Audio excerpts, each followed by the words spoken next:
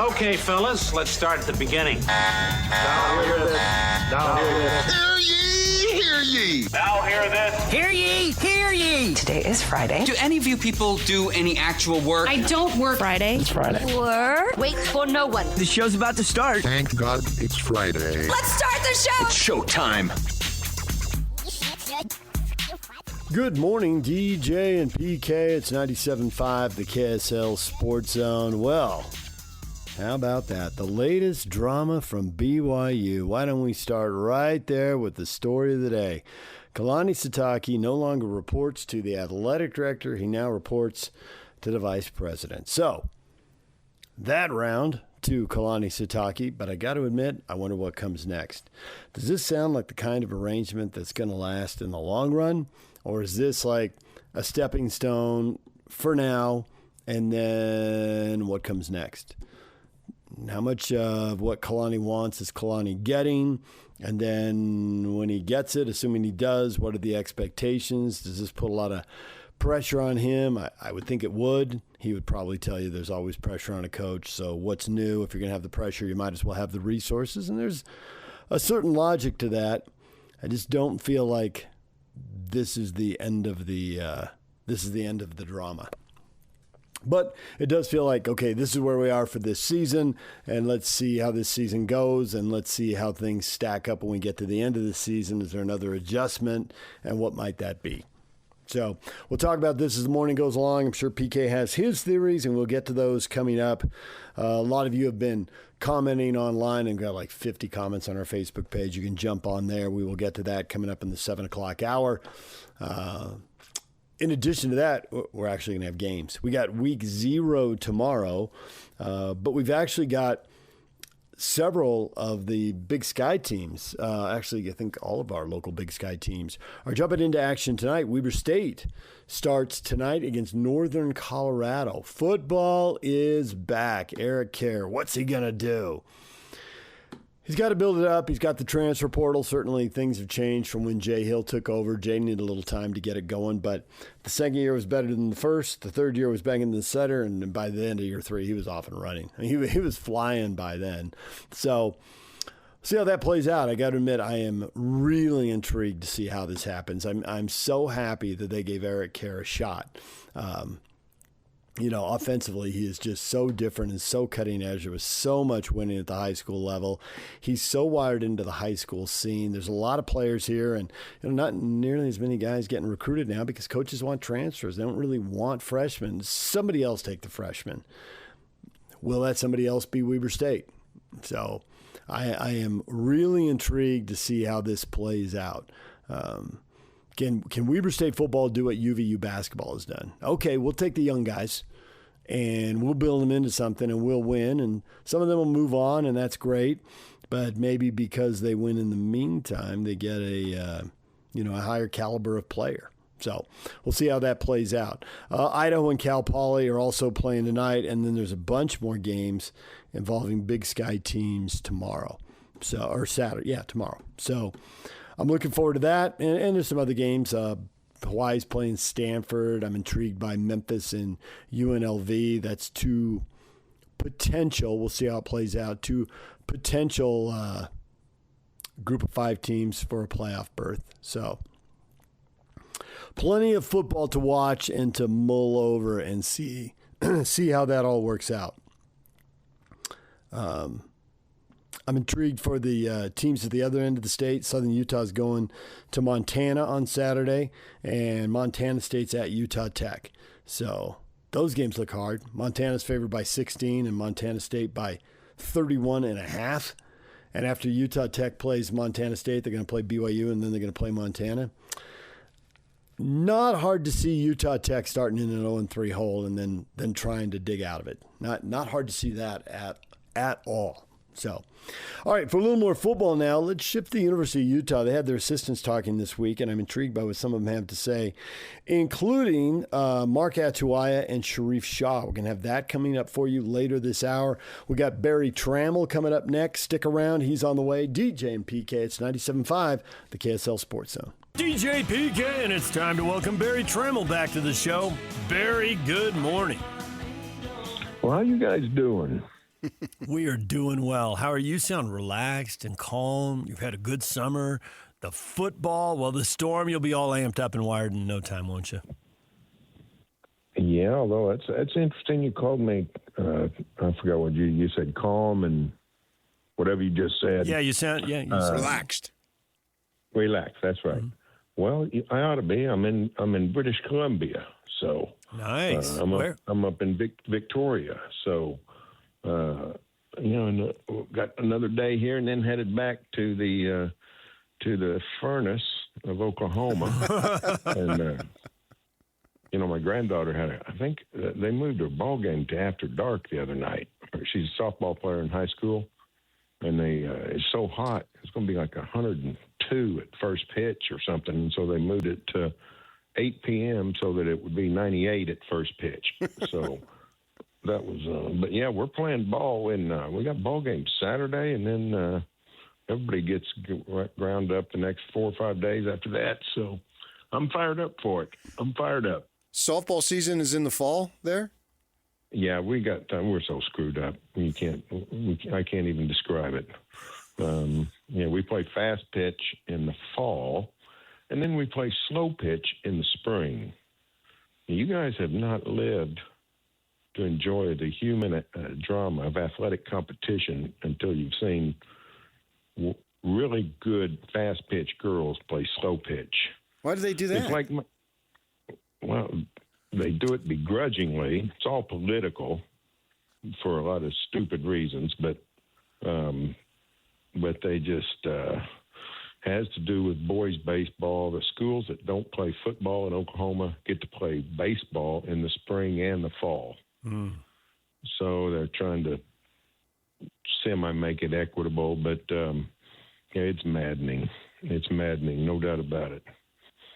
I think that would completely mess up your swing, but that's a whole nother segment. That's a whole nother segment. Let me tell you what the fast pitch pitchers don't do in the spring. They don't pitch. Oh yeah, it's a totally different skill set. Yeah. Well, yeah, one's made for athletes and the other's made for 42-year-olds that want to drink beer as soon as the game's over. You're talking to two veterans of slow pitch hanging on to the glory days softball. Finally had to retire. Yeah, I played high school baseball, played 1 year out of high school, then played high-level softball, and then just went down the list. And as I got older, I ended up playing co-ed softball, and then called it a career. Well, there you go. I snapped my right leg, Joe Theismann style, playing church league softball back in 1995. I was literally going to the Pro Football Hall of Fame inductions the next day, and the guy slid into me, and I jumped, and he still broke my leg, sent it sideways, and I'm laying on the medics got out there, the ambulance, and the gal's tending to me and says, "Now you've broken your leg," which I wanted to say, "Yeah, no kidding." But she's trying to tend to me, and my wife's trying to come for me, and I told my wife, I said, "You got to call the office and tell them I can't go to Canton."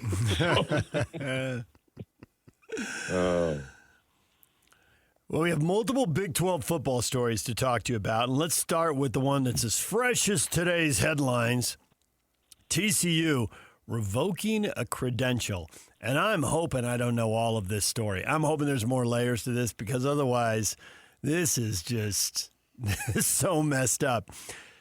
Yeah. A player gets in trouble. Something happens in the locker room. There's a police report on it.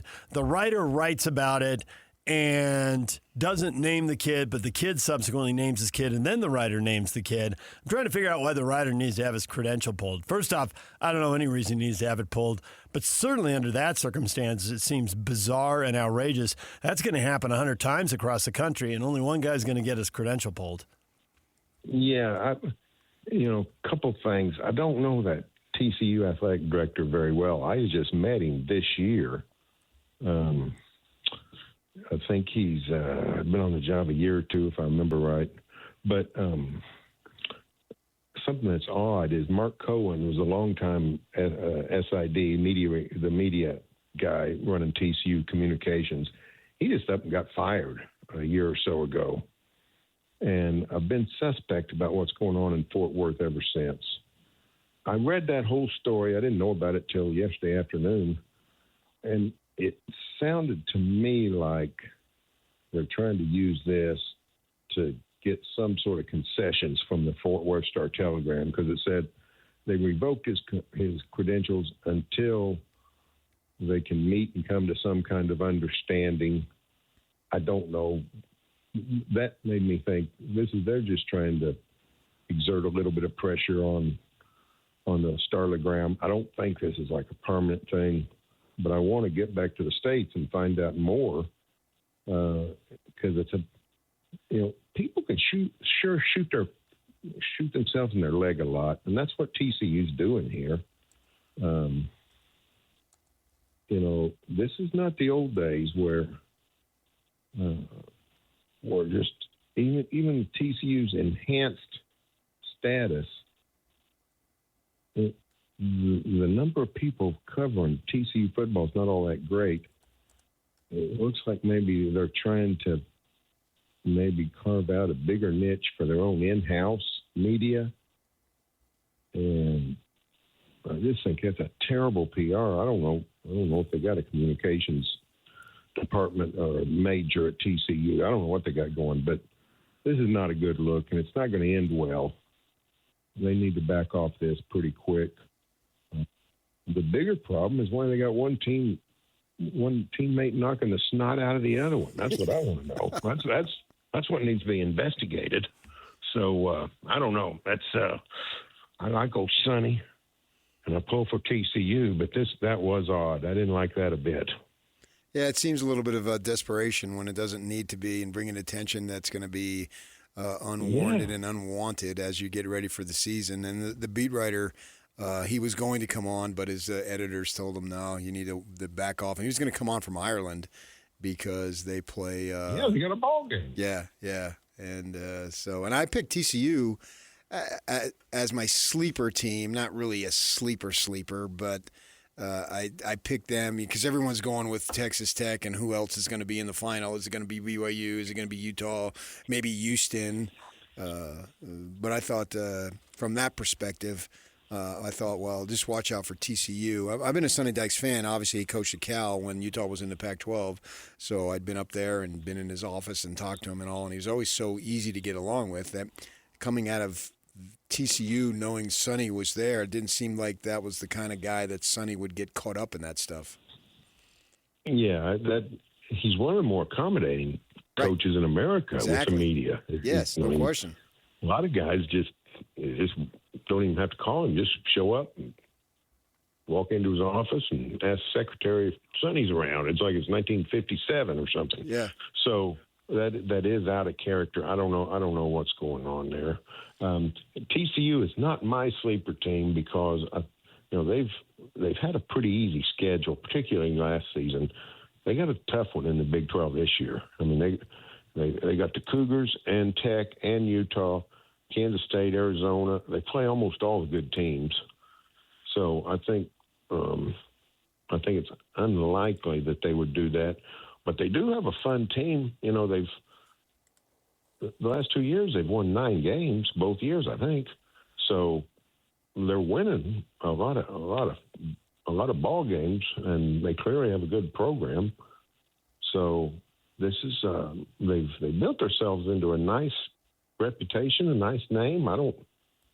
This is not what you want to see, but again, I'm more interested in going back to the core of this. Literally, what's going on with you got civil war in your locker room. That's the question, not how the quarterback from Harvard's going to fare or how bad are you going to beat Bill Belichick. I just want to know.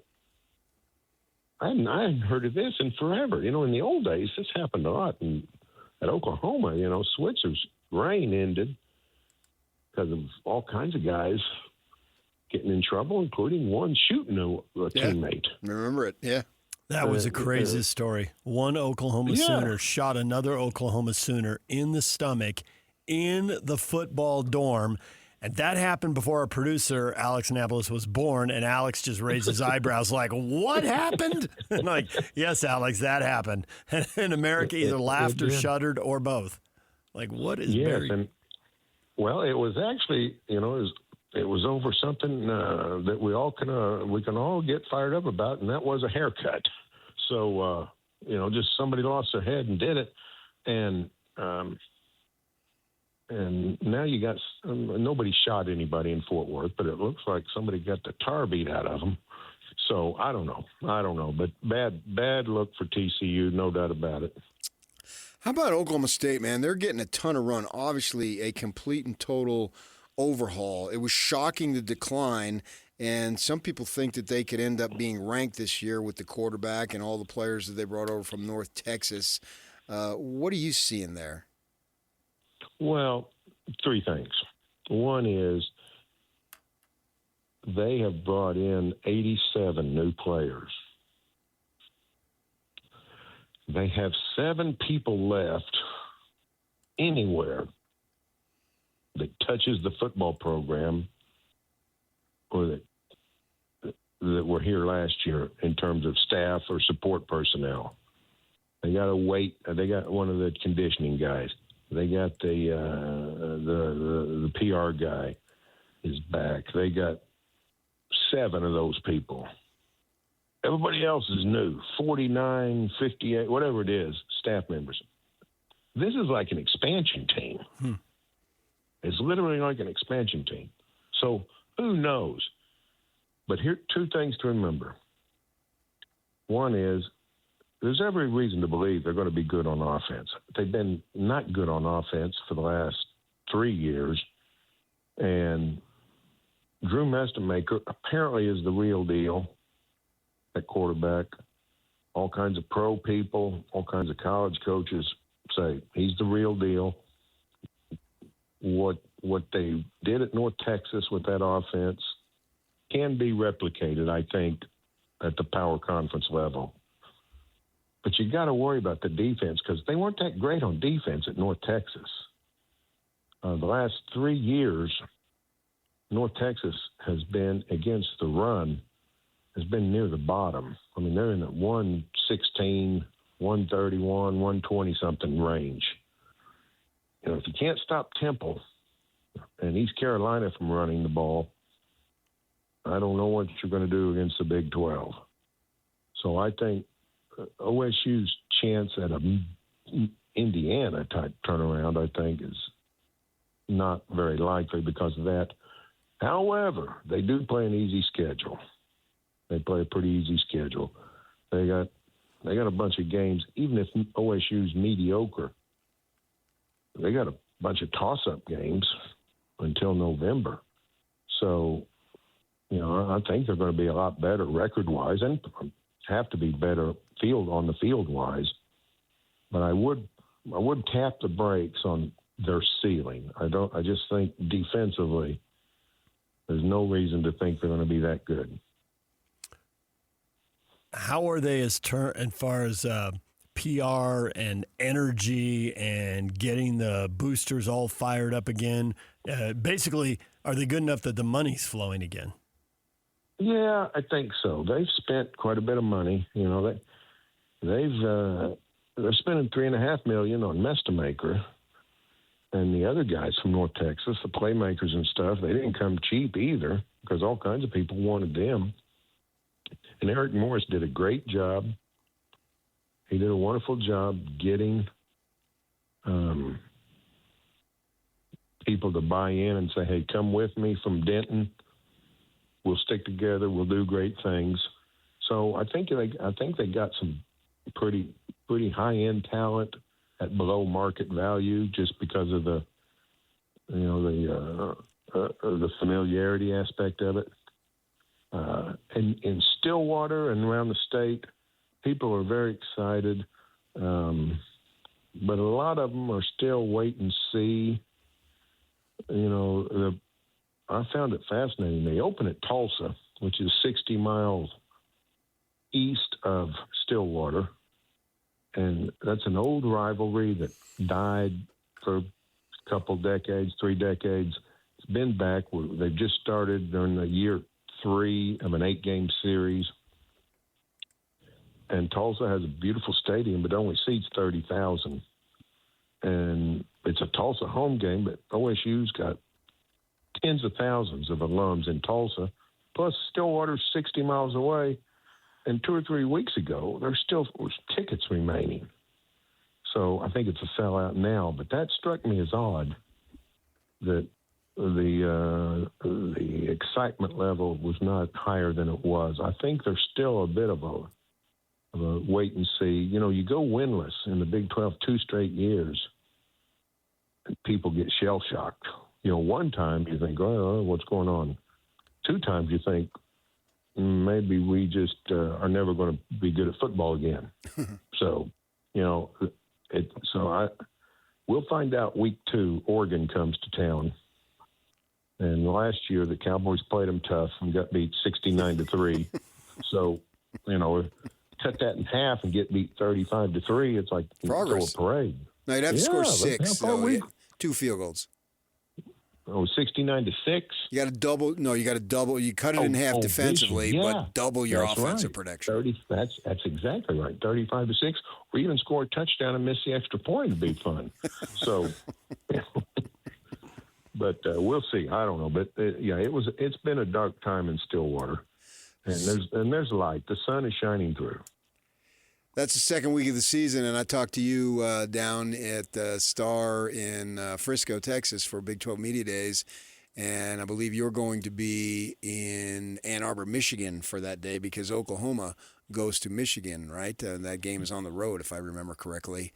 You guys don't have any interest in that game, I don't think, do you?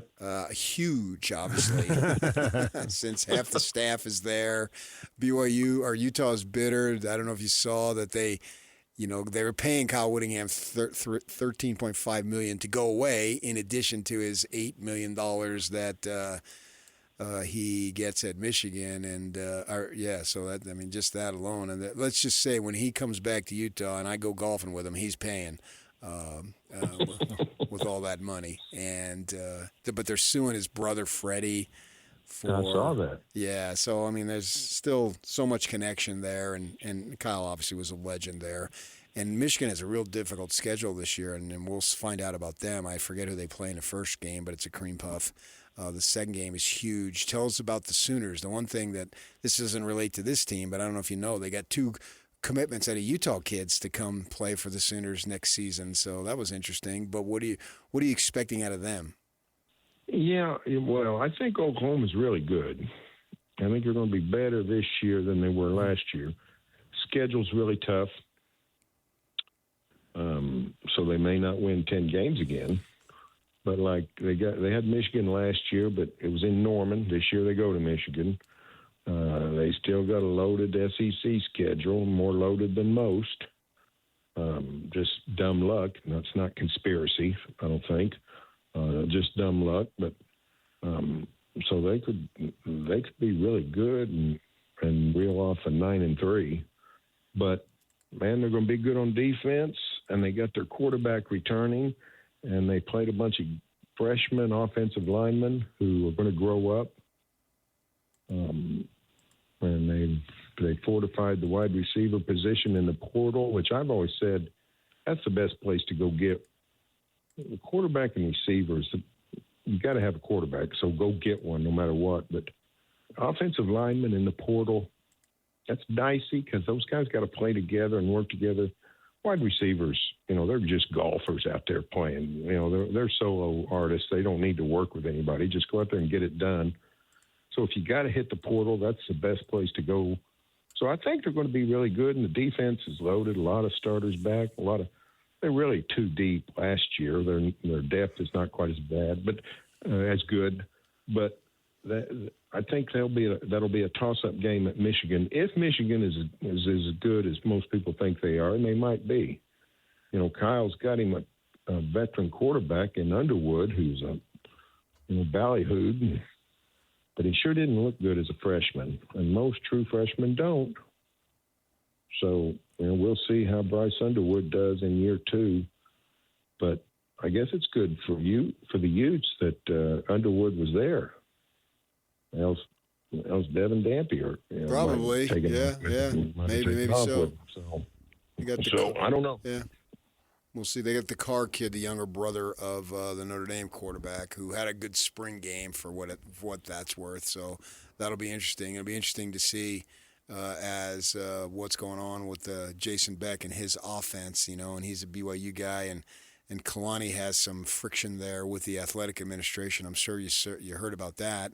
And if he has another big season, does he leave? And would a guy like Jason Beck want the BYU job? So all sorts of connections that are going to run throughout, and speculation and whatnot. And that's what we, in talk radio, feast on. That's for sure. Yeah, we don't really seem to mind this. Not heartbroken. No, I don't. What's going on with Kalani? Golly, just when America discovers that he's like the best coach you can have to get along with and produce and all the things, and then all of a sudden he's volatile. 2 straight years. You got to worry about if you're going to keep your coach. With a perfect fit, it doesn't fit as perfect as we thought. So what's going on there? I don't understand. Money. There it is. Well, resources for the program. And the basketball is getting a lot, and how much are they getting? And football, and all these staffs are growing, and everybody's adding people, and everybody needs money to add people, and you need money to add players, you need money to retain players. And, the whole thing about going to Penn State, and they were very open about this. Kalani was really open about it at a press conference. It was tempting. It was an awesome offer, and he got to look under the hood and see what a power program in the Big Ten has for resources. And schools here, Utah played Penn State and Ohio State in Rose Bowl and lost them both. Now, they could beat USC and Oregon. They couldn't beat Penn State and Ohio State. And I think when you get that kind of job offer and you really find out what other people have, then you're like, well, I'd like to stay here because all the roots and the family and, you grew up here and you played at the school the whole bit. But, man, we got to have those resources. So I think that's where the rubber starts to meet the road. So it's the same. So it's the same issue as last December. They really hadn't come to an agreement on that at Provo. Well, they feel like Kalani and his people feel like there were some promises made, and I think you got some personalities in there. I think that there was a meeting with Jay Hill, and Jay Hill, who's now the DC at the Michigan, did great work here with Weber State and defensive coordinator at BYU, that they were quick. There was somebody or some people in the athletic department who were quick to say, go ahead, Kalani, here, I'll open a door for you because we'll hire Jay Hill. And then you start to get that involved there, and you get personalities involved. Feelings. And there's some respect. There's some tension there. And you can go so far as the football coach was told that they would get rid of the athletic director, and that got out and made a message board to the point where the communications guy, not the sports information folks, but the university communication guys, put a thing out on the message board that says, no, Brian is staying. They addressed it on the message board, which, we've been around a long time, and message boards haven't. And we usually use message boards as just for rumors and fun and frustration, and it's a bunch of anonymous people. We've all been blasted on there at times. Several years ago, when my father had a heart attack living in Phoenix, and so I went to be with him bedside, and they put on the message board that when Croton got fired and Mendenhall was hired, I wasn't there that whole week. And they put on the message board, it's because I had been suspended. Just make up crap. And I'm sitting bedside as my father is fighting for his life. He ended up living another 10 years. And I'm getting multiple phone calls from Tom Homo checking in to see, because he heard where's PK, because I was working for the Tribune at the time and doing sports radio. I did both for 5 years before I quit the paper and came over and just did the radio. And Tom Homo, the athletic director, who was calling me to just check on my dad. So message boards can be cesspools, and they could be for fun. And the communications guy went on the message board and said, no, Brian Santiago is not being fired. So it was a crazy couple of weeks. And now Kalani has said, well, the season starts. I'm not going to be worried about that anymore. So that's sort of where we are. Well, that's too bad. People look upon BYU, at least I do, maybe I hope a lot of others, is sort of an oasis, the place that's sort of the way things ought to be in terms of commitment to a place and each other and all those things. But like I said, the day I was glancing at got on the laptop and saw Penn State's about to hire Kalani Sitake. I thought, well, the world is ended. If that happens, we can't fix it. And then we did avoid it, and lo and behold, they stole Matt Campbell instead. So two of my favorite coaches. I don't know. I need to think about who was third on Penn State's list. I got to think of who's among my top 5 coaches, but those two are. So. Well, I hope the Cougars get it figured out, and I hope they make the playoff. Yeah, it'd be great. Because I think they got a shot. Barry, we will let you go back to the cool, mild temperatures of Victoria, British Columbia, and then you can go bake in Oklahoma later, and we'll talk to you again. Well, pray for me. We're taking a seaplane tour today. Oh, nice. And it doesn't make any sense technologically in my mind. A plane taking off and landing on water seems like sinkage would happen immediately, but Nope. we're going to put it to the test. Have a good time. We'll hear all about it next time we give you a call. All right, see you guys. All right, thank you, Barry. All right, there's Barry Tramel. We'll take a break. When we come back, we're going to hear from the U coaches, the running back coach, Mark Atuaia, and Sharrieff Shah. Wow. I mean, he is really tight. He's tight with Kyle Whittingham. He's really tight with Morgan Scalley. His perspective on where the program is now, he's always got something to say, too. Sharrieff is a great interview, has been for a long time. We'll hear from him coming up as well. Stay with us. Good morning, DJ and PK. It's 97.5, the KSL Sports Zone. All right, you fans, time to get an update on your team, now less than a week away from their opener. Let's start running backs coach Mark Atuaia meeting with the media. Here's Mark. How have you seen Halu come along so far? Do you anticipate him having a big role in this offense with a loaded backfield? He'll have a role, definitely. But Halu is he's come on a lot in the last couple of weeks.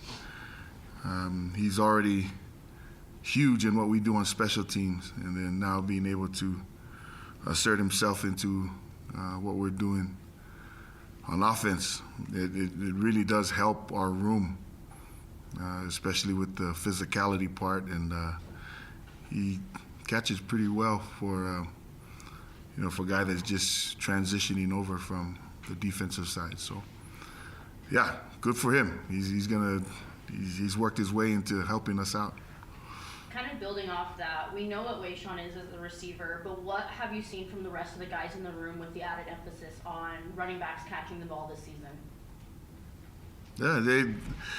Yeah, we pretty much know what they can do, when they come here, just from the recruiting process. When you watch them in different aspects of the ordeal. But for the room, all of them are doing well in that category, and just being able to sort of highlight their other skills, in the passing game.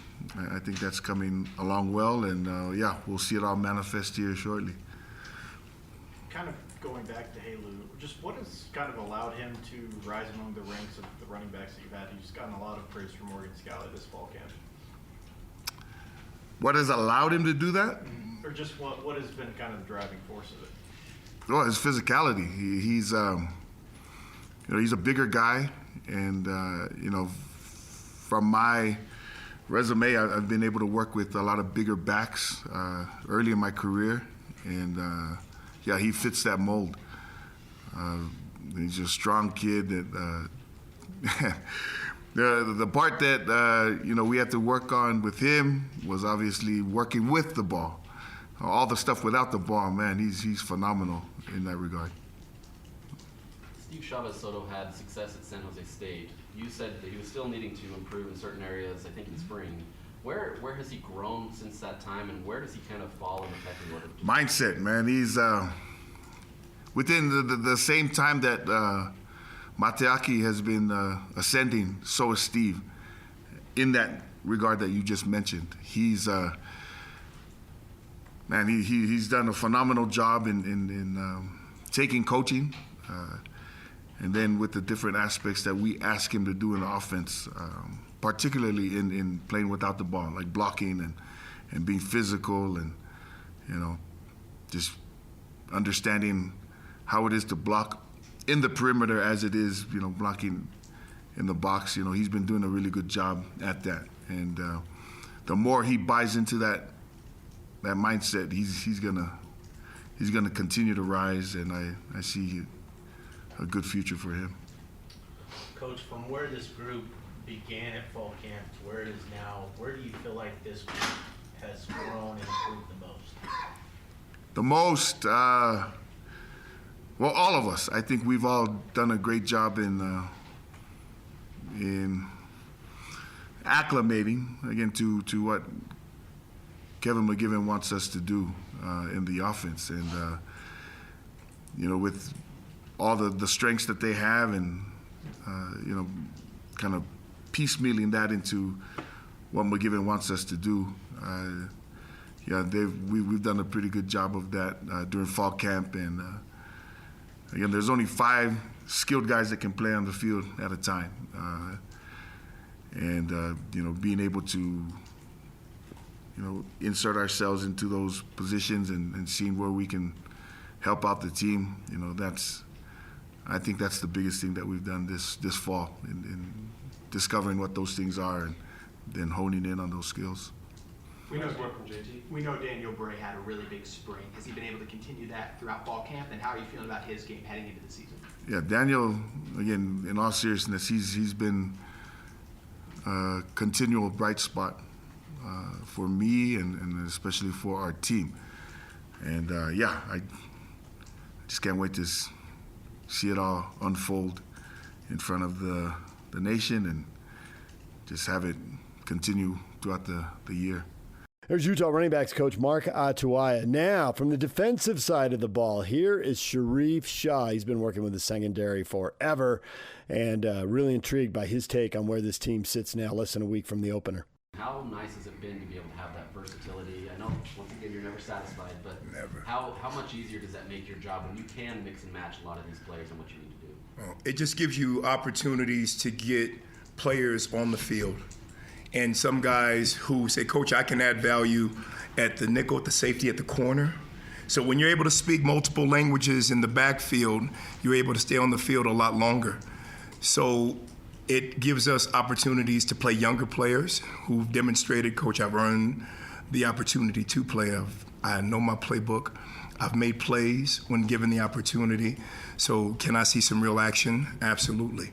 That's what the versatility does for you. And for me, and I have a few guys like, for example, Rock Caldwell, who has been in the safety room. He sat with me as a nickel.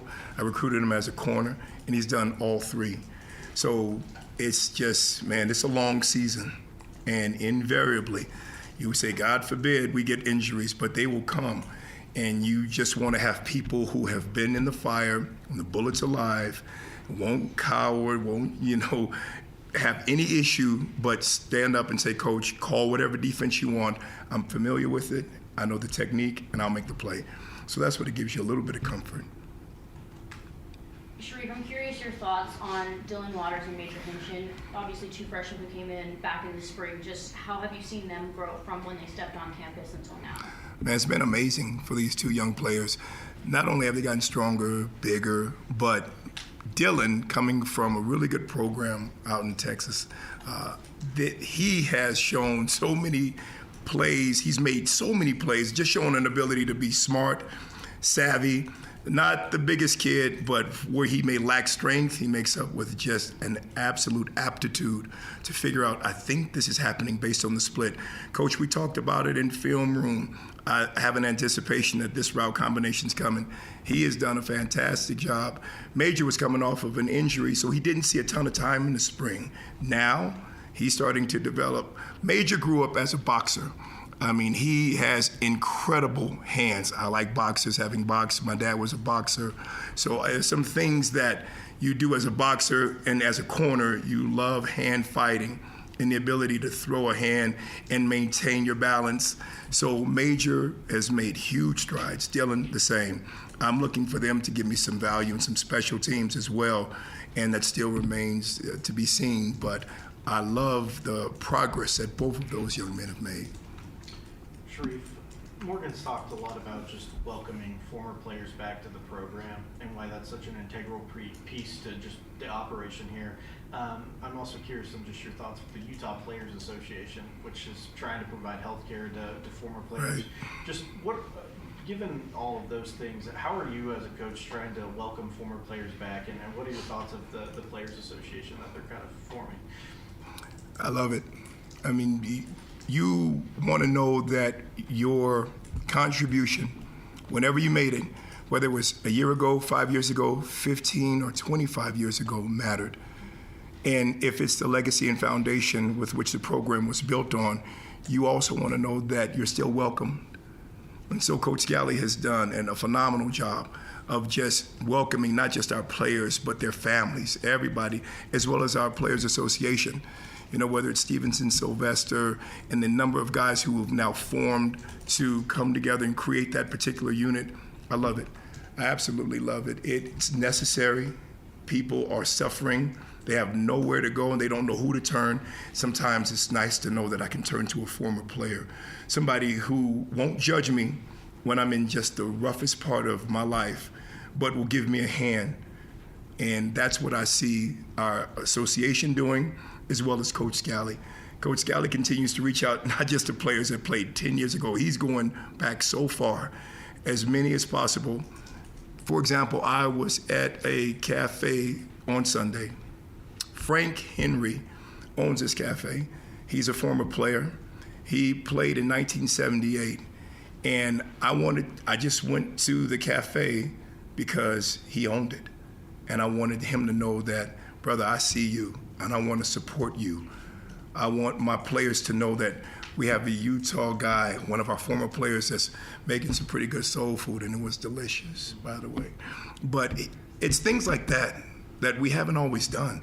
So many guys that need help, businesses, whether it's they have programs to offer, players' kids, it's just helping and knowing that if I say that I can offer a service, it won't fall on deaf ears. And that coaches will come out and support. They will encourage their players to come out and support. Those are the things that are different right now and that you like to see continue. As a quarterbacks coach, what's it been like watching some of these receivers go up against your guys every day in practice, and how have they made your players get better? Man, listen, if Braden Pagan does what he's been doing to us, which I believe he will, it not only frustrates you, but you recognize that, all right, if we get a 50-50 ball from him, we've done good. We've done good. He makes, and not just Pagan, but those receivers, and sometimes you can get in their head a little bit, but not now. They know our tricks, they know what we're gonna do, and they still come with such a commitment to get better, and it makes us better. It does, to have the fight to get those contested balls, what everybody considers to be a 50-50 ball. Man, we've had our fair share, but they have had their fair share. It's funny, Devin Dampier will always talk and go after each other. And he said, Coach, today, when they had one of their better days, he's like, Coach, usually it's 50-50. Today it felt like 60-40, maybe 70-30 offense. I was like, you're right, son, you're right. Today, then we reload and go back after it. Iron sharpens iron, to put it frankly. And for the first time in a long time, we've had so many good receivers to help our corners at all positions. Sometimes we're like, no, I want to go. I hear my corners are clamoring to go for one guy or two guys. Now everybody lines up and says, well, we all better have good technique. We all better be in a position to defend properly because all of the receivers pose a very real problem. That's how it's helped us. That was one from JT. Coach, how are you feeling about the state of special teams overall, particularly the kicking game? better than I did 3 weeks ago. I did better than I did 3 weeks ago. I love Coach Scally because he continues to put our boys in tough spots. He wants them to know, look, not only will 60,000 people be watching you, but tons of people around the country, sometimes in different parts of the world, will be watching, and everybody has a voice to criticize, to provide an opinion. Doesn't matter. Kick the ball and know that regardless of the result, we love you. And that sort of confidence early on hadn't been established all the time. And so to have it, whether it's going live on Instagram or having all of the players jump around and scream, or Coach Scally sprint right in front of the ball before it's kicked, all of these things provide the kickers, the long snappers, the holders, an ability to have confidence when things are just chaotic. It will not be like that. We all recognize the game will not look like that, but if you can kick and make it under those circumstances, when people are spraying water on you, yelling your name, you develop a hardened exterior. You're able to recognize that I'm really okay. It also allows you to develop a better pre-snap, pre-kick routine. It's one thing to kick the ball, but it's another thing to make certain that my pre-snap routine is absolutely rock solid. A lot of quality kickers, snappers, holders, punters have such just an unflappable pre-kick routine that already gives the result a winning edge because they don't allow the outside noise to interfere. So that's what people don't know. We need to give them more outside noise, and when the result wasn't what they expected, we love you anyway. We believe in you anyway. So go again. Coach, under the same conditions, no, even worse, go again. Go again.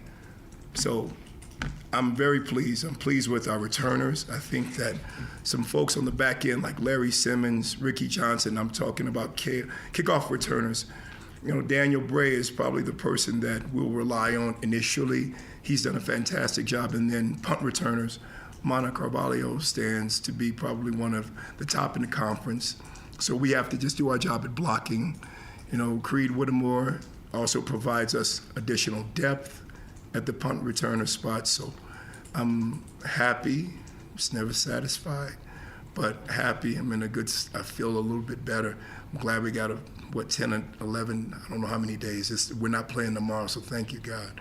So more work to do. All right, there's Sharrieff Shah. When we come back, what is trending? Headlines are next.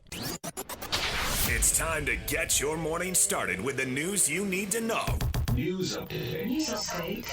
This is what's trending with DJ and PK. Hashtag BYU.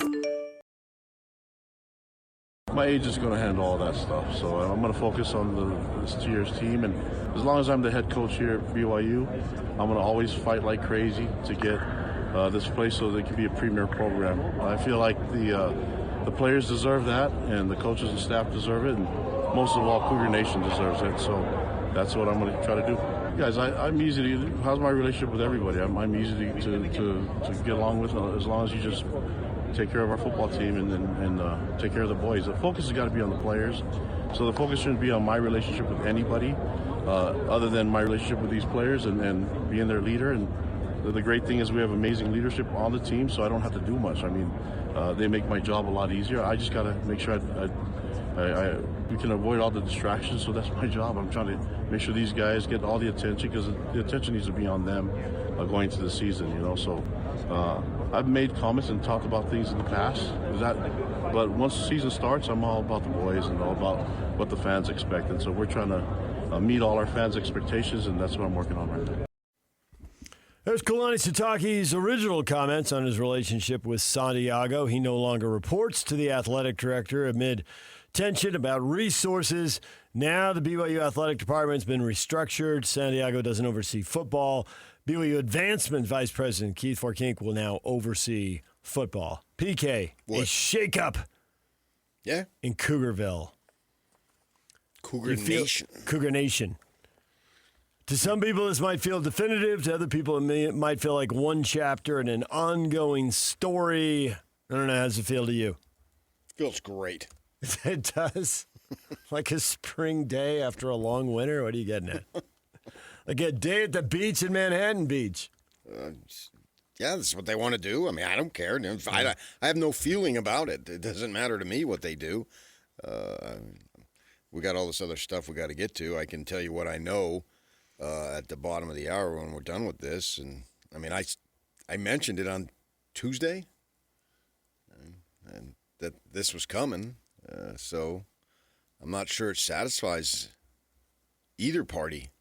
You got two people that don't get along. What can I tell you? Believe it, don't believe it, I don't care.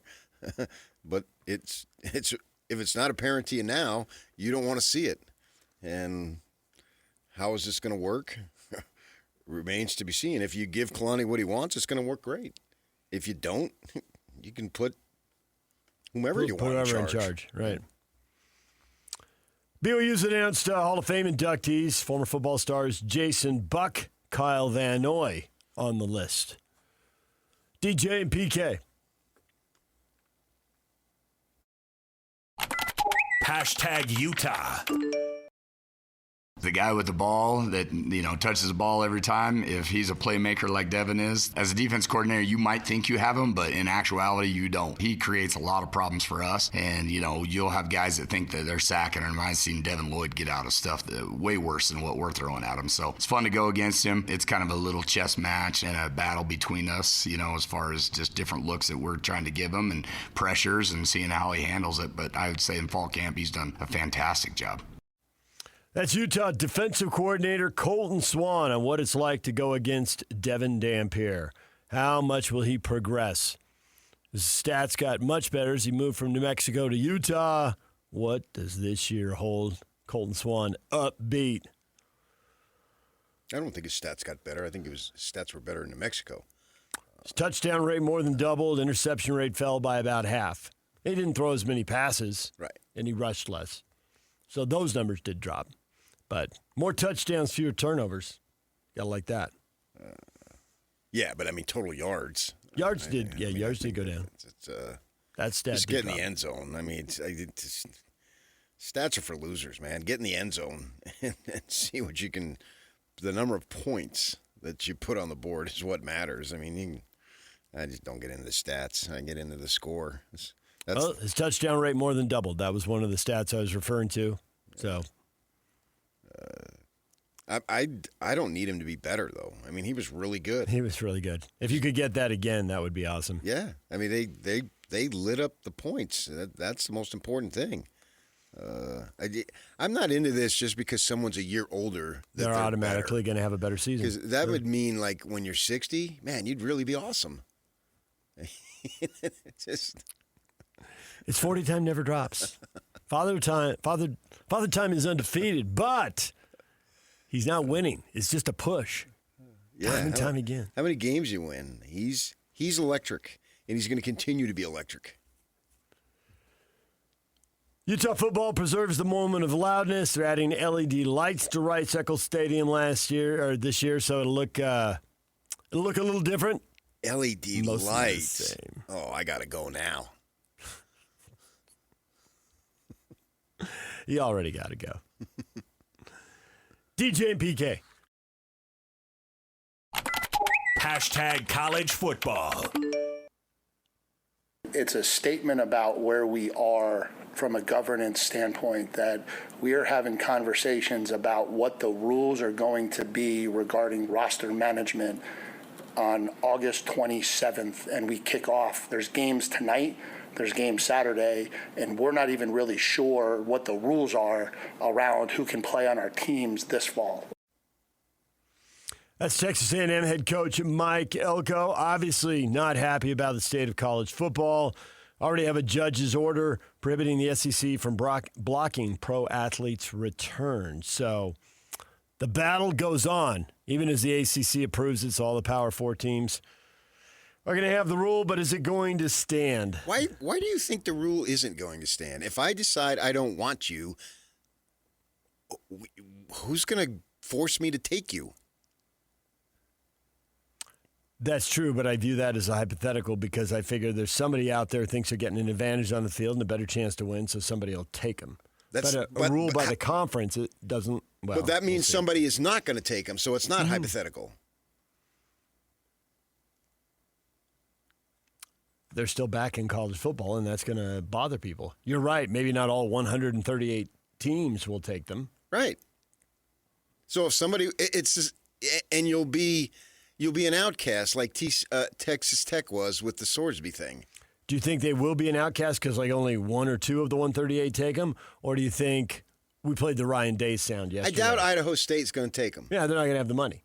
But is like Ryan Day going to go along with it because everybody else is? Well, if I'm getting $0 and I get 100, I take the 100. They don't need them. What? One or two guys doesn't make a difference unless he's some sensational quarterback.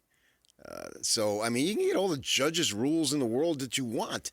But if you believe in a standard, you can adhere to the standard. And if somebody else doesn't believe in the standard, fine, let them not believe in the standard.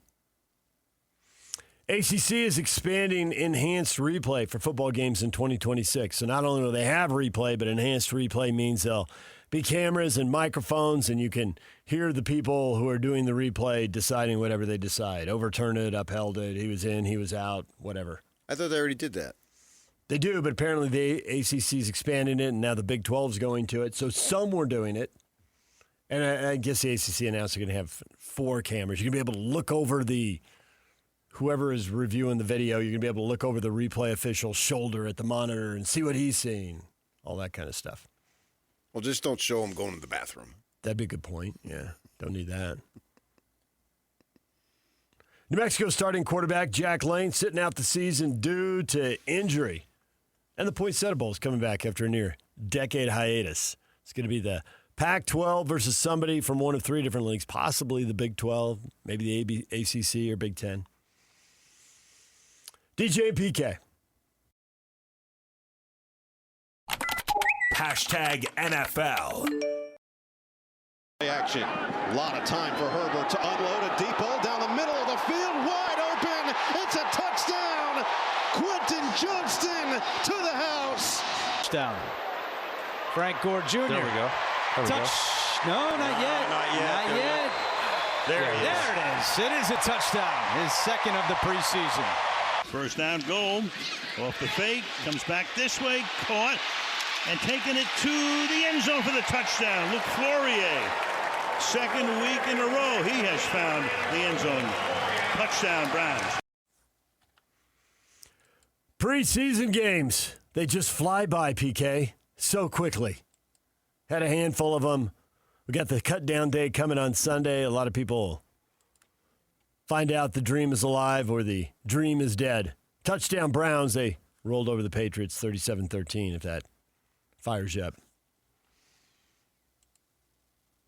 Dylan Gabriel came out and moved the team. Threw the ball around. 12 of 15 for 186 yards and 3 touchdowns.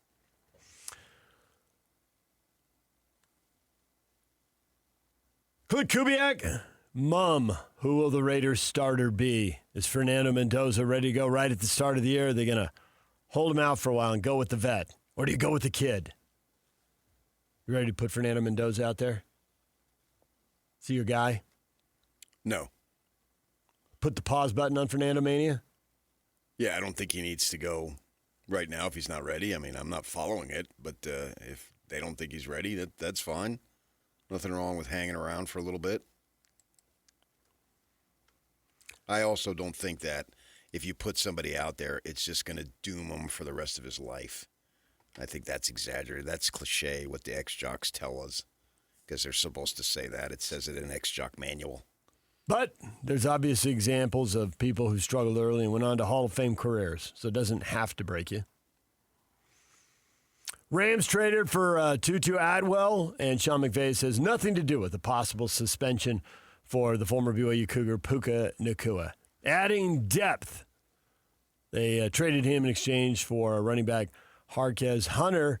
Atwell returned to the team that drafted him in 2021. He had just signed with Miami in March, and already he's back in L.A. Seahawks give Leonard Williams 3 years and $90 million. And Mike McCarthy is talking like he might keep 4 Steeler quarterbacks. He praised them all. Nobody really keeps 4. It's usually 3. But maybe he's looking around the league and if we hold on to 4 of them, we'll be able to trade one of them and get something pretty quickly. Is either teams get desperate because of performance or desperate because of injuries. So that might be Mike McCarthy's thinking here, but he's making it sound like they're going to hold on to 4 quarterbacks. NFL players who return to college remain ineligible for future NFL drafts. None of this coming back and getting drafted twice. That has sometimes turned into a little bit of leverage for baseball players. I guess NFL doesn't want to give that up. DJ and PK. Hashtag Major League Baseball.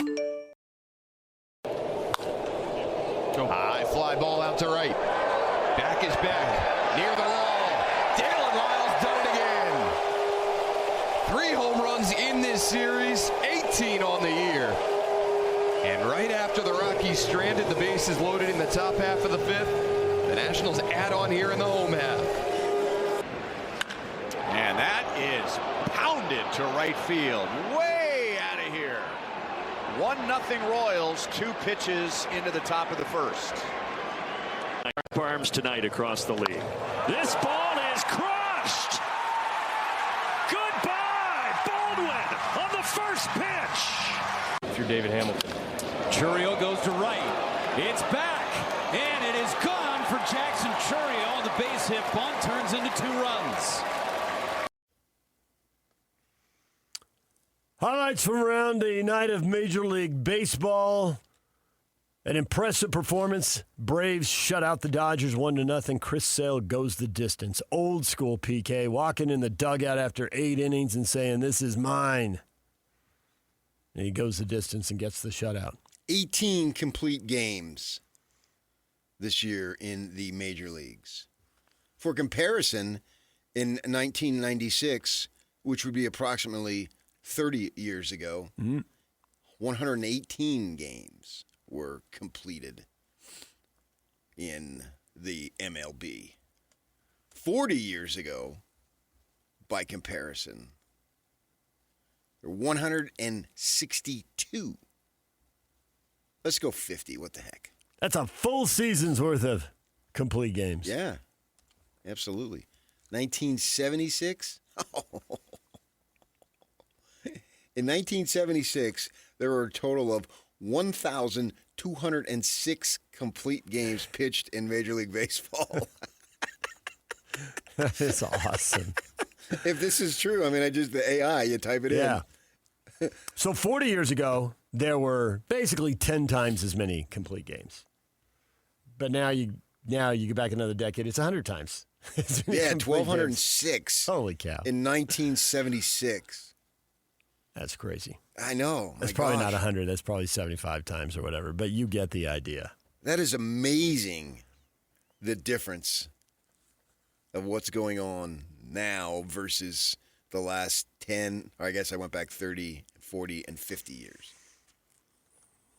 Well, Chris Sale, old school, and the Braves sweep a 3-game series from the Dodgers. And that goes back to the stat you were sharing yesterday. The Dodgers record, teams with winning records or teams with losing records, is very different. They have cleaned up on. They've crushed the bottom of the major leagues. But they're vulnerable against the better teams in the league. And they're probably going to play the better teams in the league in the playoffs. Thank you, Captain Obvious. The Braves being one of those teams, and now the fight is, do you have to play in that first round, or do you get to sit out the 2 out of 3 series, which is, by its very nature, pretty fluky, right? Dangerous, yeah, for sure, yeah. Anything can happen in a short series, and the shorter the series, the more random they become. Potentially. Yeah. Not necessarily, but potentially, yeah. Best record in the National League right now, the Brewers. And with the Braves, with that sweep, pulled within 1 game of the Dodgers now for the second best record with about a month to go here.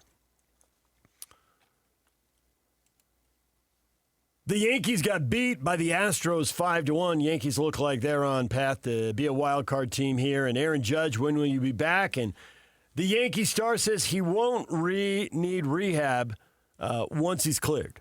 So that whole deal, he's cleared, but then maybe he's got to go, hitting cages or in the minors or get at bats. Nope. He says when he's cleared, it's go time. And George Lombard Jr. becomes the first Yankee with an error in 6 consecutive games. First one since 1921, more than a century. Now, PK, you only made 3 your senior season, and one of them was that high chopper at Moon Valley, the ball in the sun, because the field's oriented the wrong way. Yeah, you can't have that in pro ball. I am sure your manager, your head coach, your coaches all said, you got to want the ball to be hit to you. I'm thinking somewhere around the 3rd or 4th game in a row with an error. George Lombard Jr. did not want the ball hit to him. But it's now 6 in a row because the ball keeps getting hit to him. Well, I think the ball's going to get hit to everybody during the course of a game.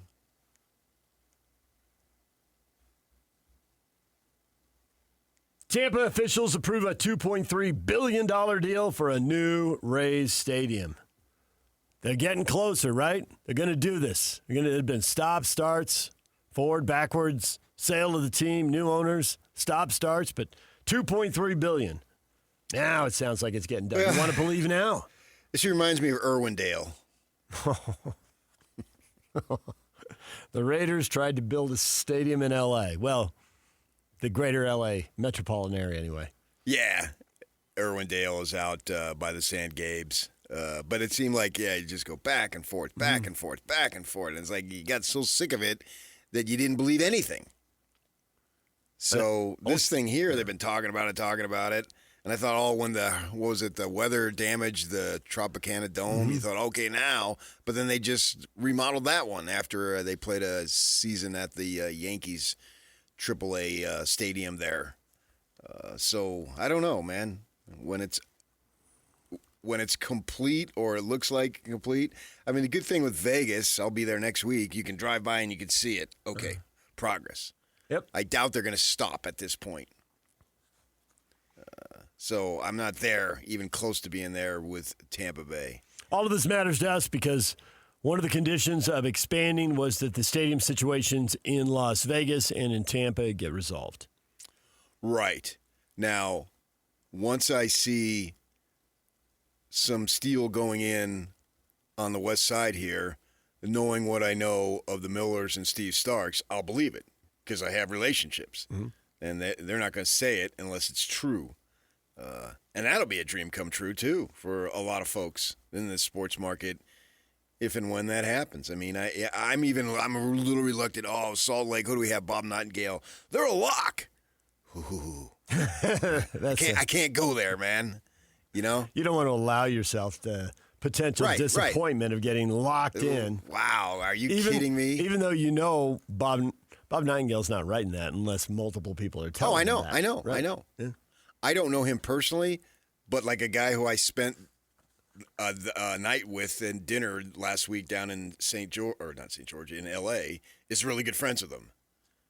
And so he says that, the guys, you don't achieve his level with just throwing crap out there. And I know people are saying, well, what about you, PK? Yeah, I throw a lot of crap out there. We'll get to that at the bottom of the hour. Major League Baseball pitches a free agent frenzy period similar to the NFL and NBA. They want to, instead of having the hot stove league and rumors and guys signing, they want to have a period where you can sign around the winter meetings. Then they want to basically have what college sports called a dead period for a long time. Nothing through the holidays and into early January. And then you got to at some point let teams go and fill out their rosters before spring training so they'll have another window where you can sign. But try to compress all the signings in an area and create some news and some energy. This is nothing for me. Yeah. Bryce Harper signed when the Phillies were already in spring training. And when he did, it was gigantic. It was big news. I remember literally, I got to log on to Philly radio. And I listened to it the whole afternoon. They were going berserko. Whatever. But I'm not opposed to it, but I don't think it makes any difference. The blackout dates they suggest, if you could put them on a calendar, might compare to, say, the last couple weeks of the NFL season and the start of the NFL playoffs. Don't have our big news overshadowed by the peak of their season. What is trending? Brought to you by Shamrock Plumbing. No job too big or too small. Get the personal touch with Shamrock Plumbing. We'll take a break. When we come back to our top story and what is trending. BYU, Kalani Sitake, now reporting to a vice president instead of the athletic director. We'll get to that next. Stay with us. From the guys who have been there for all the biggest moments in Utah sports history, you're listening to DJ and PK on 97.5, the KSL Sports Zone. On expectations to go to the playoff? Isn't that the whole idea of what Kalani's talking about? Yes. Because if he was talking about just having a repeat of last season or even the season before, then why bring up all this stuff that's caused so much conflict? And I'm talking to people about it yesterday and what they're doing with Santiago and what he has jurisdiction over, and is Kalani going to report to the VP? And if last season is the bar, well, then they have enough resources to reach that bar.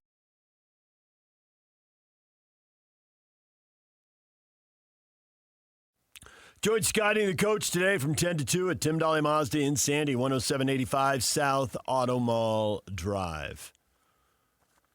Your logic there, PK.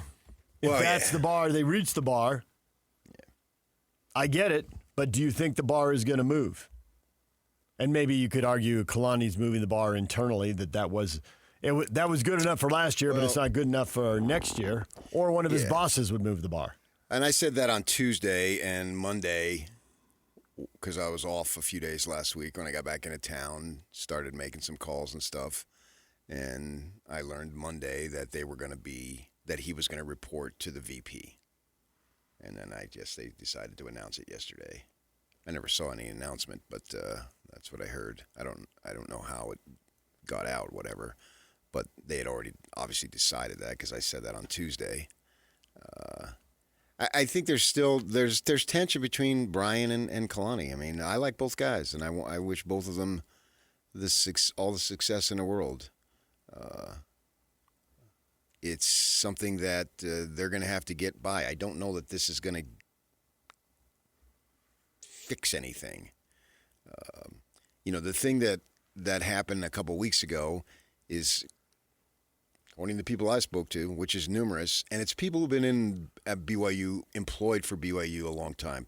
So anybody who's listening out there who thinks they know, it's not somebody who's just been employed the last year or two. So I want to make that abundantly clear. So stop sending me stuff about an individual.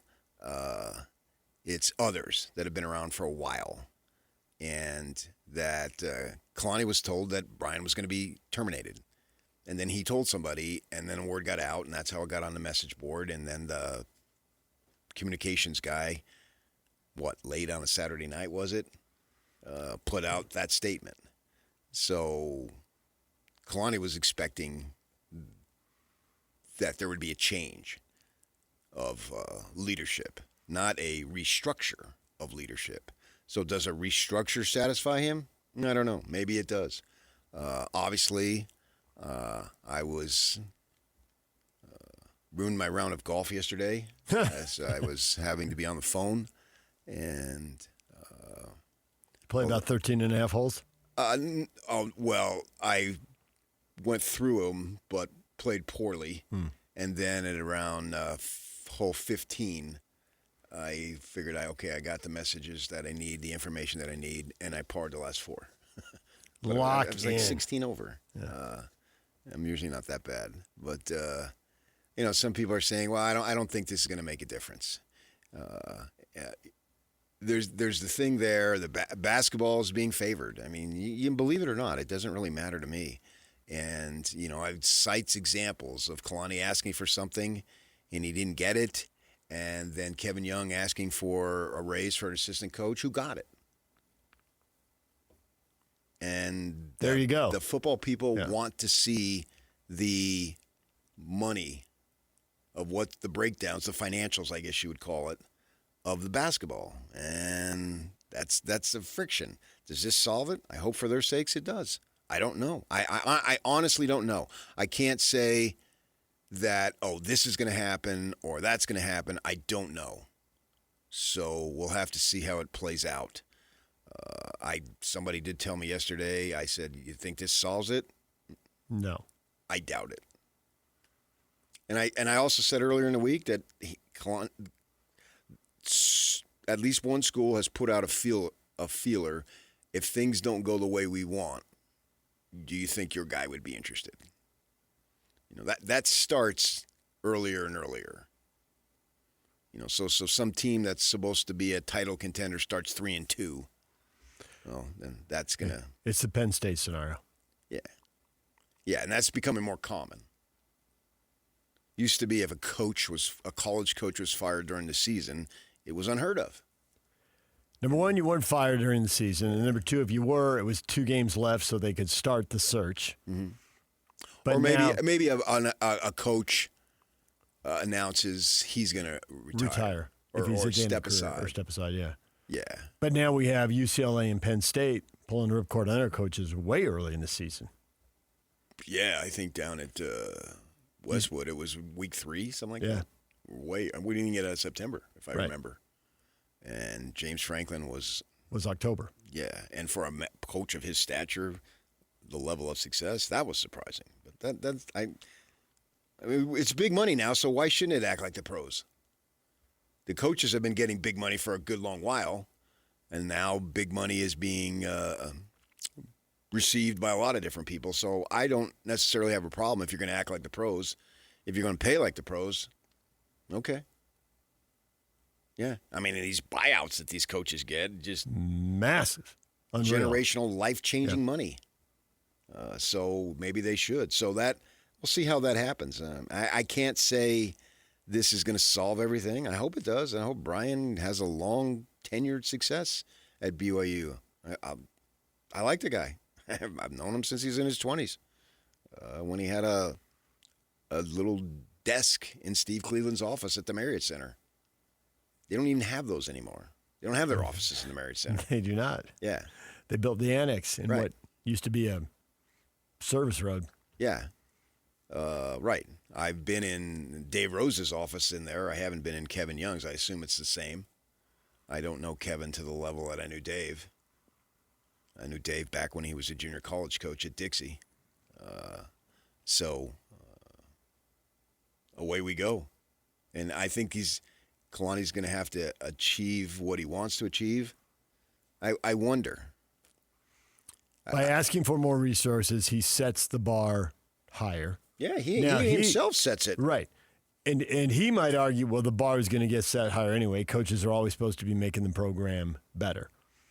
Now, we do have this weird deal where as the NIL comes out, it's like, well, you can make it better, but if you're not getting anywhere near Texas Tech, as we were talking earlier about the NIL money, if you keep chasing it, even as you move the bar up, they move the bar up, so you're still 50% behind them. I wouldn't think the bar gets set at catching Texas Tech, but maybe it does. It doesn't seem, it seems pretty clear now that these two, whatever they got going, are they really going to work it out? And this setup, well, in the short run, we see unusual setups in college sports. Usually it settles back into something more traditional. So whatever they're doing here, it could work for a while, but if they don't work it out and it sets back into something traditional, then I expect one or both guys ends up moving on. This kind of setup doesn't last. It's not the way it's usually organized. Maybe. I can't say that. I can't disagree with it, nor can I agree with it. I can just go back to I don't know. I asked somebody on Tuesday. Mm-hmm. So I got the thing on Monday, came in Tuesday, said it Tuesday morning. We just played it. And then Tuesday I asked someone, when is this going to happen? And when is it going to be official in the public? And he said, well, I don't know. But I did see the two of them talking at practice today. And then I'm out golfing yesterday, and then I get a message from the same person. Oh, you knew more about BYU than I do, because I had asked them on Monday. And then this person says, well, that he's been employed for a while there. Again, not in the last year or two. And he said, Kalani has been, quote, pissed all summer. Usually he just is for a little bit because he's a bright side kind of guy, happy guy. Mm-hmm. He said, I have not seen him like this in the multi-years that I have worked there. So take that for what it's worth. Believe it, don't believe it. It doesn't matter to me. So I can't say. I don't know. Is to what level? My own personal, this is my personal _personal. Don't go out and tweet it. Fortunately, El Capitan's not going to do that. And that's another issue. He didn't know what I'm talking about, but DJ does. I think it's going to get worked out. So it can get worked out. But that's my own personal opinion. Right. No one's told me that. But that is the story. So they work it out. They're far from the first coach and AD to get into it over Chris Hill and resources. Kyle Whittingham got into it. Right? Yeah, and Mark Harlan and Kyle Whittingham aren't the best of buddies now. Right. So they figure it out. So it's actually more normal than it is abnormal. Right. So there's a scenario where they figure it out and they go back to a more traditional setup. I don't think they need the traditional setup. So they don't have to interact? Well, they were already interacting. I had an eyewitness telling me that they were talking at practice on Tuesday, and I had said it Tuesday morning. We just played it where I'm saying he's going to report to the VP. So, yeah, if your ego wants to get in the way and I'm the AD and I have full authority, well, then you're probably going to have to go someplace else. But if you think, let's just work this out, man. They're never going to be best of buddies. But it's not necessarily a job in which you're supposed to be best of buddies. And yeah, it's not. Right. It's not. They're not really supposed to be friends. It's a job where you're supposed to be able to work together enough to win really big and make the boosters happy, make the school look good. Ray Anderson, the athletic director who's now gone at ASU, used to be an NFL agent. And one of his clients was Herm Edwards. So he gets the AD job, he hires his buddy. How'd that work out? Briefly, good. And then, for quite a period of time, not well at all. Literally the worst 3-year period in school history in terms of the football record. And then they moved on. Yeah. So do you really want them to be bosom buddies, chummies?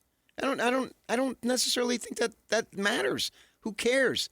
I want them to have a working relationship and pointing in the same direction.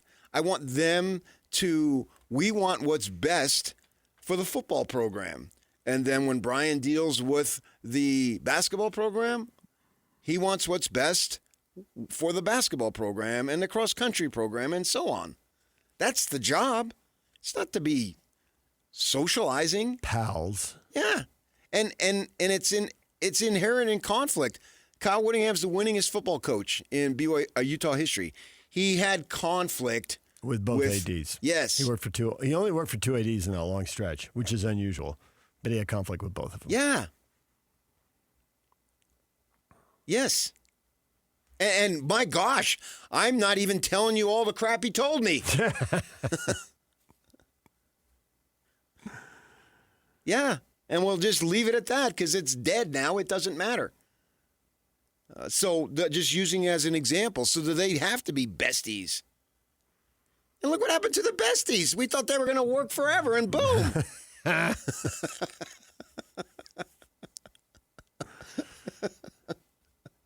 Don't know if people even know what you're talking about at this point. That might have been too much code. Do you know what he's talking about, the besties? No, see, he doesn't know. Well, sometimes you got to entertain yourself. Okay. And I entertained you. You did. There's conflict all the time. We have conflict. Fact. But you got to work through it. What's best for the show? What is the goal? Yeah. To get another contract? Right, and keep this thing going. And then you cool off for 5 minutes and you realize, okay, let's move on, man. And you do wonder if them standing out there on a Tuesday or their own time when they go back and talk to whoever they talk to, mentors, spouses, whoever. It's kind of like, well, you realize if football wins big at most schools, then usually the AD gets another contract and the coach gets another contract. So that's why I have optimism that it can be worked out. Or they get offers. They get offers from schools with more money. And on the flip side is it doesn't work out and one or both leave. Okay, that could happen too. So you got one or both leaving. Yeah. And then on the other side, on the positive, you got it's working out. They're rolling out double-digit win seasons 4 out of 5 years, and away you go. Okay, I can see that too. And I hope they come to some kind of – they only need to have a working agreement. It's all that matters. Yeah. They don't need a personal agreement. Well, if you've moved around at different jobs, and Alex is new to this, so maybe he hasn't, but you and I have – it's like there are people you remember fondly and you worked well with, but you're not necessarily that tight with them or in communication with them once one or both of you move on from whatever job. So the day I walk out of here is the last time I talk to you. That's not likely. Well, we might go a while without talking, but stuff will happen in games, and I know I'll get a text. No. You try out whatever sarcastic, crazy line and see if you can get some emoji or gift back from me. I don't even necessarily send you words. I just send you some pop The day I culture retire, gift. I will never watch another game. Oh, bull. You call him bull? See, right now we're having conflict. You'll be right back at it. Can't stop yourself. Probably, most likely. You might watch fewer games. I believe that. I'm you will prioritize golf over watching some games. The fall will be very much the same on Saturday and Sunday. Winter nights. Sports fan in America. Huh, who knew? May not be 75 to 80 Jazz games. Although playoffs should be locked in. I would think so. I would put it at around 50 to 60. In regular season? Yeah. But the games that'll go away, I mean, I can already predict, knowing your life, the games that'll go away is you'll watch fewer East Coast road games. If you're here, you're going to go to dinner with friends. And whereas now you're trying to prioritize and you're like, hey, let's not go to dinner Wednesday because the Jazz plays, schedule with somebody on Thursday. That's a fact. And you do that now. Yeah. Well, once you're retired, you won't do that. Yeah. But the fact is, you're not going to be at dinner with somebody at 8 o'clock on the average winter night. So even if you come to a game late, you're going to flip it on. Well, yeah, when you're retired, I mean, dinner's 4:30. Early bird special. Isn't that the stereotype? Yeah.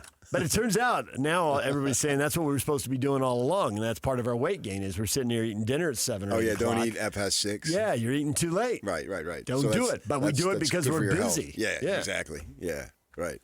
So it's good for your health. You eat, you're done eating by like 5:30 or 6. So that means you're starting at 4:30 to 5. Kitchen. Yeah, and that's hard. When I'm home, I just wander into the kitchen and start grabbing something to eat. Wrong answer. Well, sure, everything is hard that way. Yeah, I mean, it's all about willpower. And some days you have it, but the thing is, if you don't have it that particular day, don't beat yourself up and just get back at it the next day. There you go. All right, so that's it with these two guys then. Yeah, hey, I wonder if this format stays, and there's plenty of people we can go into the comments here. There's plenty. They're getting ready to fire the AD. They're getting ready. If the format stays like this, do you find it satisfying and do you move on? I think they both have their backers. I don't think this has just happened just because it's the two of them. Oh, for sure.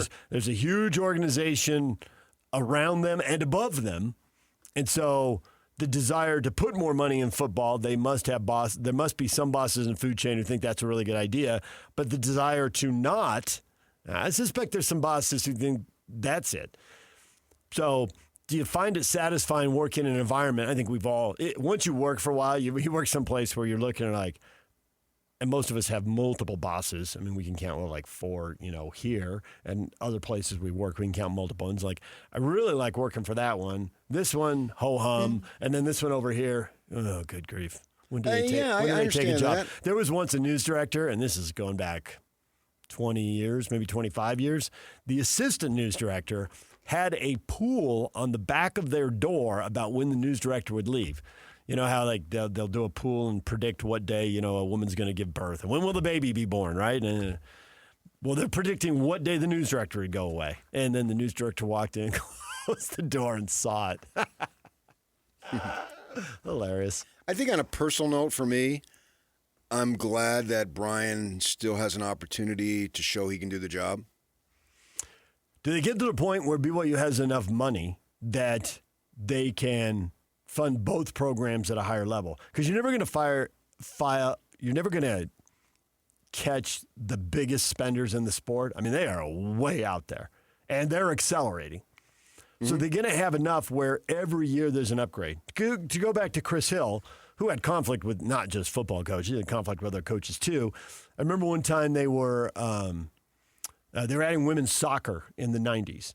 And so then there were Title IX issues, and they needed to do it. And they came up with a plan where every year it got better. You add the team, you're going to add a little support staff the next year, you're going to work on the stadium the next year, and then the fourth year the stadium gets lights. And they had a whole, and he laid it out. He did one of his annual things where he's talking to people, and he laid out, like, this is the plan for the next 3 to 5 years, and this is how we're going to upgrade every single year. And if you feel like you're getting upgrades every year, you feel like you're valued, you never really catch up with, enormous state university down the road who's got $1 gazillion, but you always feel like you're getting a better chance to get it done. And I suspect Kalani isn't feeling that. Now, he probably also thought after Penn State he'd take a big, a quantum leap forward. And he's not feeling that. And it's worse if you see somebody else across the street taking a step forward. Oh, yeah. Basketball's taking a step forward. How come football's not? Right. Now, Right. if the fundraising accelerates to a point, do they get to the point where they both programs have plans where you're getting X, Y, Z or whatever, we're laying it out, here's where you're going in the next year, 2, 3. Here's how we're pumping up NIL, here's how we're growing your staff. Because Kalani did seem satisfied going back to another chapter of this. There's a pretty decent chance he had conflict with Tom Homo at some point. He wanted something, and Homo either wouldn't or maybe couldn't give it to him. Oh, I know he did. Right. And then they got so sick of the love showering on Mark Pope. Yeah. But then they had the press conference where this is unprecedented, right? They came up with a new plan. They were able to fund it. And that's why they televised in the locker room after the game that they were extending him. Yeah. It's a happy story, as they should. All right, DJ and PK, it's 97.5, the KSL Sports Zone. Pablo Mastroeni at the top of the hour, Kevin Graham at 9 o'clock. Stay with us. Over 2 decades of sports radio dominance in Utah. My favorite. This is DJ and PK on 97.5, the KSL Sports Zone.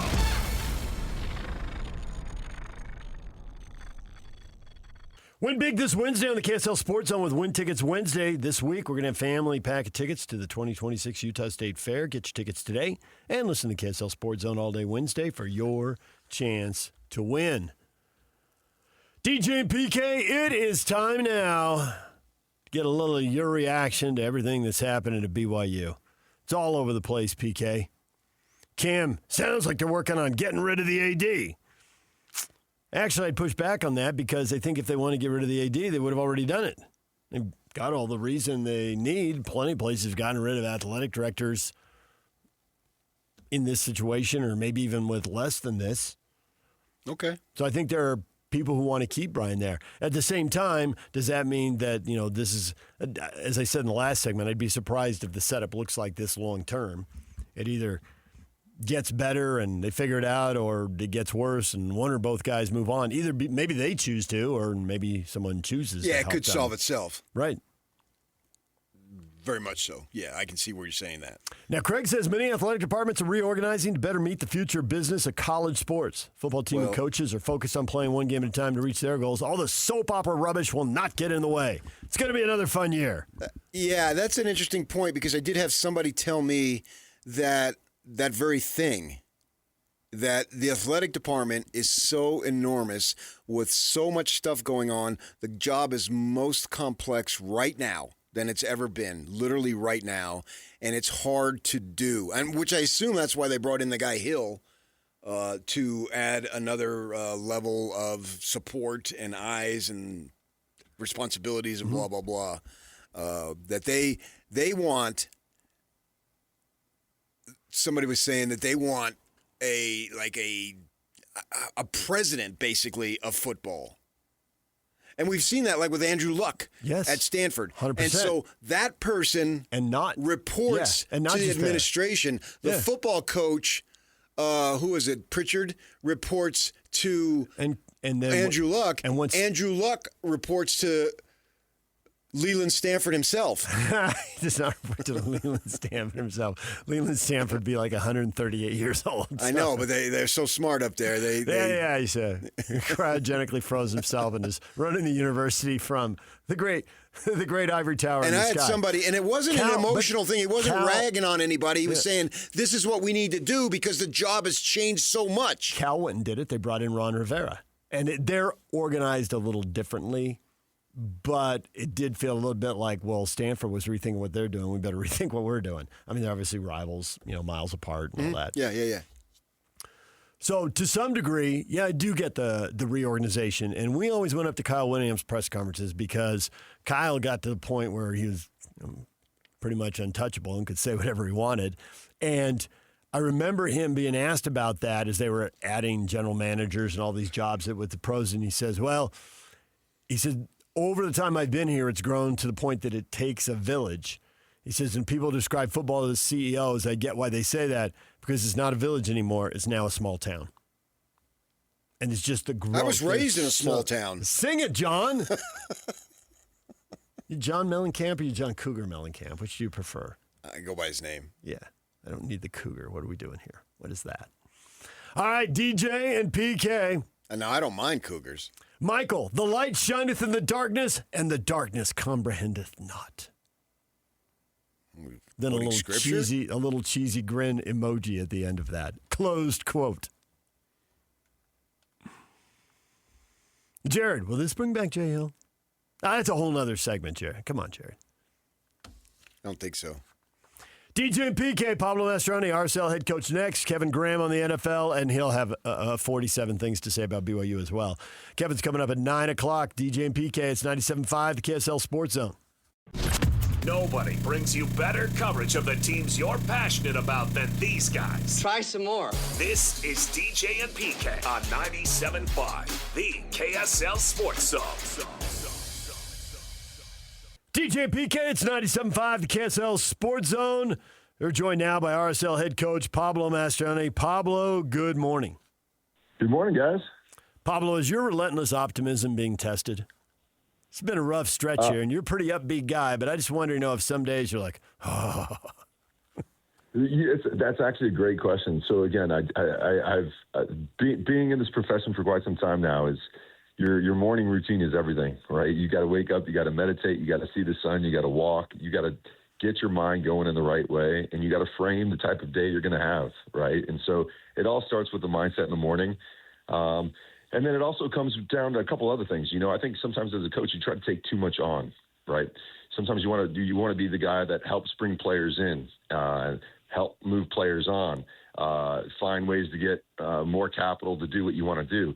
At the end of the day, when you strip it down, and what I've come up with is my job is to only work with the players that are in the building, right? And so when you can simplify it, and how do I get 1% to 2%, not of guys that may come, not of guys that may leave, not of potential signings, but work with the players in the building to get 2% to 3% more from everyone and make the whole greater than the sum of its parts. And so when you strip it down like that, it becomes a really easy thing to do. And obviously what happens above me impacts it only if I allow it to impact it, right? So my focus is my focus. And when you do it, and when you think about it in those terms, you can be optimistic because you can control what's in front of you, control the controllables. How about the staff, too? It's just as the coach, you got the people above you, so be it, they're above you. But everybody else is probably you're going to be above them, so you're in charge of a lot of different people that go beyond the players or the folks who put on the uni. No, that's absolutely right. And I think the positivity that I come in with every day is critical. And again, I think leadership isn't about the way you feel, right? It's about the way you want others to feel. And so it's a great point, PK, because again, when you're not getting the results, morale is at times waning, and so if I come in heavy, slogging around and thinking about all the things that could be better, I'm not translating the type of energy and emotion we need to get 2% to 3% more from the players, but like you said, from the staff as well. We have a fantastic staff that work so hard and are so motivated to be winners, right? And to achieve something. And so again, I think it all starts with, myself coming down and making sure that I come in and I have the right type of energy that people can feed off. And if it's good, then we're going to have a positive outcome. And so I'm really deliberate about those aspects of my role, both to the players and the staff, when I come into work every single day. There seems to be a fine line here also, Pablo, in being realistic. You don't want to give people excuses so that they don't push and then they don't get the 2 to 3% better. But at the same time, you can't look at a player and say, well, you ought to play like you're on the national team. That's not realistic. And I heard a lot of complaints about the way RSL set up and what the starting lineup looked like against Club Leon. And mostly I heard it after you lost. Now, there isn't a lot of time to complain before, but I'm like, those are some hard decisions. When you see a player as talented and as athletic as the guy that they had running up and down the left side, and you're like, do you really want to put a defender in his 30s who's experienced and veteran and tough, but that's going to be a lot of sprints in space? Is that really fair to ask that? But also you got a guy who's pretty athletic in his early 20s, and you're like, that's a big ask because he doesn't have the veteran savvy and athletic. Well, maybe he matches up. And it's like the perfect answer isn't there. The best answer is Justin Gladden. He's not in the building and on the bench. You can't put him out there. And now you're moving pieces around and trying to make the next best decision. I wonder how much that drags you down and how much you have to talk to players about the expectations. Expect a lot from yourself. I think those are all points. And again, at the end of the day, this is what I spend my livelihood doing, right, is assessing these type of moments, obviously with the staff and making these decisions. The layman sports fan obviously has 1% of the information, and they have opinions, right? I have 100% of the information, and I have to make decisions. Right. And there's a big difference in that. Right. So like you said, after the game, you question everything. It's right. Yeah. But there's so many layers that go into these decision makings. And a big part of that, too, DJ, was having 9 games in 30 days, which is unprecedented. Right. So we're not just like nobody knows the load of any player here. Right. They're just assuming that every player is a 10 out of 10 and you're moving magnets. This is not real life. Right. So that's why we're here as a staff, to make these decisions, to make the best decisions for the team, to know that from a tactical perspective, from a physical load perspective, from a connection with your teammate perspective, with the form perspective, with the environment perspective. I mean, there's so many variables that go into it. It'd be so naive just to say, like, this guy's the best because he's the best. No, it's not how it works, right? Every player has basically a 3 to 10 range, 10 being the best. And 10 being the best means tactically, technically, physically, emotionally, spiritually, he's a 10. And very few players play from that space once the season gets started. So now you're operating from like a 3 to an 8, right, because of wear and tear and the grind of the season. And so that's, and so the part of, like, you're not a national team player, but you need to play to it. I think, my only reservations with that is that's the only way to get to the national team, is to believe that you're that kind of player, right? So Gozo goes from an academy player to potentially being on the World Cup roster. If Gozo didn't believe that he was capable of doing that, he would have never, his trajectory wouldn't have been as sharp as it has to the upside.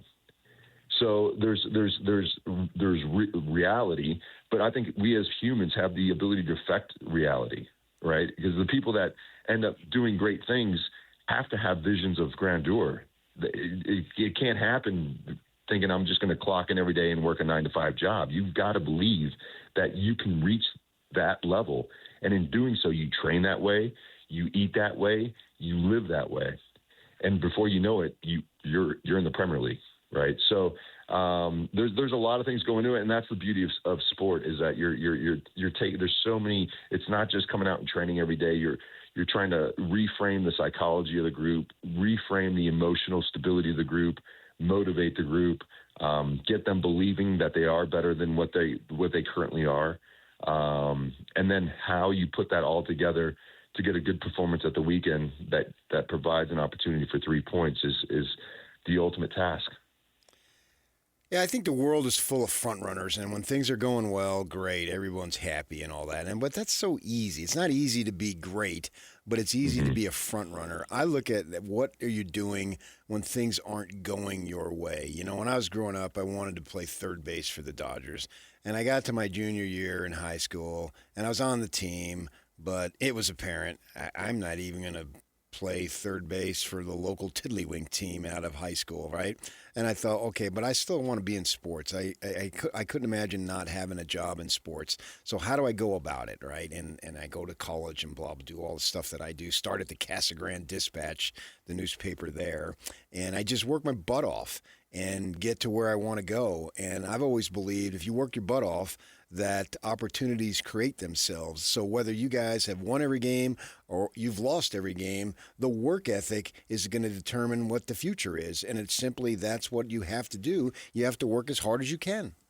That's right. PK, that's, and that's what, I came in this morning just buzzing, and just being really clear about what our task is. It's, again, because oftentimes you get caught up in this world of like, man, we lost the player to the Prem.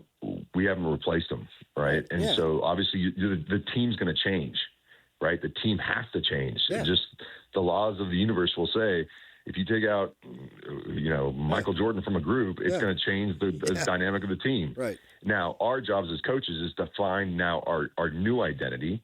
And obviously that's going to take a little bit of time, but it shouldn't take away from our energy and effort. And that's why I'm saying when you condense the scope of responsibility, right? We don't have any money down here to bring anyone in. We don't have scouting networks down here to bring anybody in. But what we do have is a great coaching staff and great ideas. And that's where we should put 100% of our energy. The other stuff, there's other people in the club that are qualified to do that. But that shouldn't take away from our energy on what we can control. And it's really interesting because oftentimes as coaches and parents to children as well, right? The advice that you give to them, oftentimes you should be heeding yourself, right? That's the advice, is control the controllables. And so what is our controllable is, to your point, work our tails off. And if we as coaches are the example of what that looks like, there's no doubt the players are going to follow because we have some fantastic players that are hungry for an opportunity. So just always trying to spin it in a positive light when things are tough and make sure that we go back to simplifying our roles and our tasks to get 1 or 2% more from every individual. So to that point about you got to change the way you play, Pablo, when you had Xavier Gozo, to use the NFL analogies that you use so often, I am stunned by that because most soccer people don't, but you love a good NFL analogy. When a defender came up on Gozo, you were the quarterback throwing deep, playing behind, hit over the top, let him have his speed, run down the line, get on that ball. That was the attack. And when they started dropping off him because they realized you couldn't keep up with him, you just played the ball right to his feet, and then you let him run at people and beat him, and it created advantages. With that gone now? Right. A lot of people are thinking, well, Morgan Giavogi, he's getting paid big time. He needs more goals, more assists. And you've talked about you want him to be more selfish. He's such a great teammate. He's got 7 assists, but only has 2 goals. He needs to shoot more. Now, I'm watching this last game. He's standing on the sideline with his back to the sideline, and he's not more than 2 feet from the sideline. Then you can't score from there. But he did it. And we also saw Diego Luna do it. And they routinely got the ball, and they were driving between the defense and the midfielders kind of parallel to the goal. And sometimes unleash a shot, sometimes tried to slide a ball through to Salons or maybe someone making a deep line run. Are we going to see a lot more of that? Is that you adjusting the offense on the fly without really having many training sessions to do it with because you're playing so often? Is that new tactics going forward? So, again, I think the most important thing is that they're receiving the ball behind the midfield line, right? That's really the crux of the tactic. If we want our 10s to be dangerous, we don't want them receiving it in front of their midfield line because now they have to break a line to get to where they need to be positionally to be effective in front of goal. And what I'll say in that last game, which is really interesting just watching it back, is we had an opportunity to score probably 3 goals in the first half, right? And if we score any one of those 3 goals, and 2 of them slid across the whole back line, and that's where our right wing back should be, and that was Gozo. So there's no doubt if we had, even Zach Booth, right, who's been now out for 8 weeks, so there's some injury things as well. But like if that player in said position understood the position really, really well, they're 2 tap-ins on the back post because that's where they're meant to frame the back post anytime we get in that part of the field. And those are tap-ins, right? But we didn't do that. And then Serge had a couple chances. And so that game can easily be 1 or 2-0 going into the break.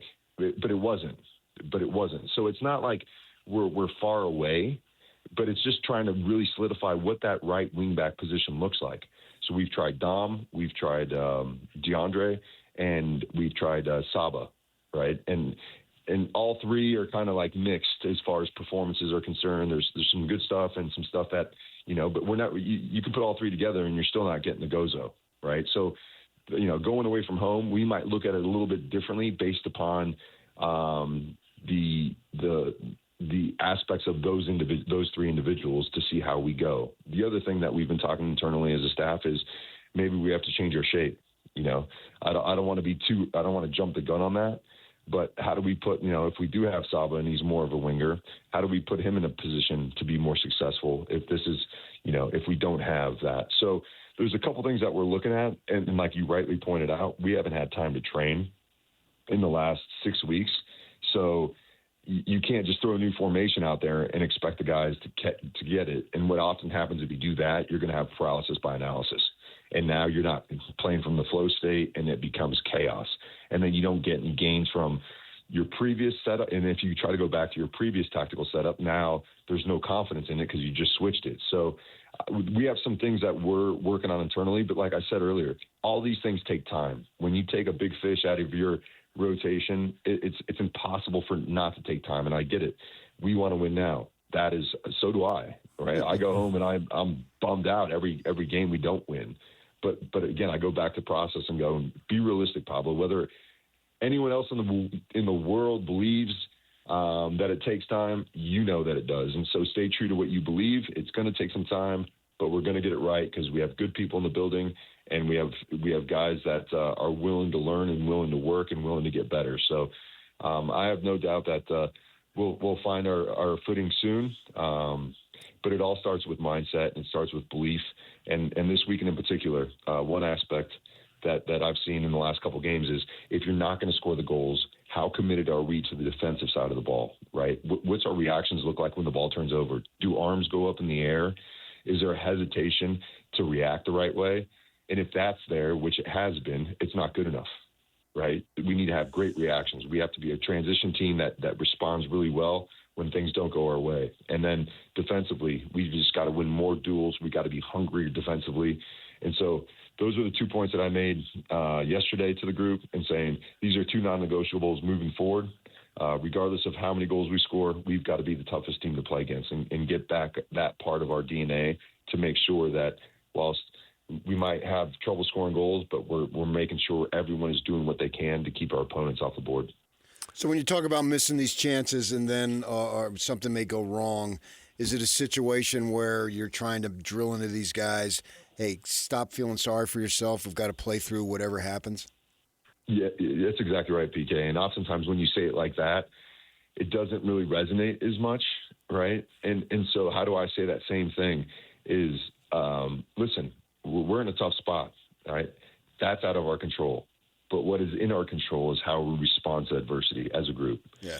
Right. And so I think that that is it. And it's just framing it in a way where, the guys don't feel like it's just me talking to them, but it's really all of us in the same boat, coaches and players alike. And I think that's one thing that we got away from yesterday's presentation is, again, me being vulnerable as a coach and saying, hey, listen, I feel the same way you guys do. And the onus is on all of us in this room to really pick it up 1% and 2%. And if one of us don't, and that's coaches and players alike, then we're going to be left feeling sorry for ourselves. And so how do we affect that? It's by controlling what we can and having great reactions and working really, really hard for the player next to you. And I think that is a foundational piece to any great team. There were people, and I don't know if you saw the Apple broadcast or not, but you're on the sideline. They took cutaways on the broadcast, and you see some of the faces. And fans want players to take losses hard, right?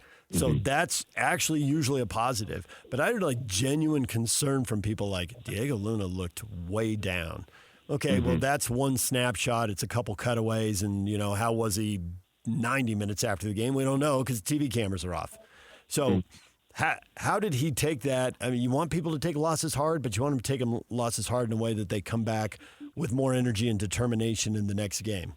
So how is he? I know you focus on this kind of stuff a lot, players' mentalities.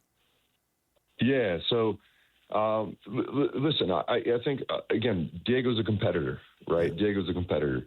And, when he comes out of games, he's always going to be upset, right? And so a lot of that is probably towards himself, like his performance.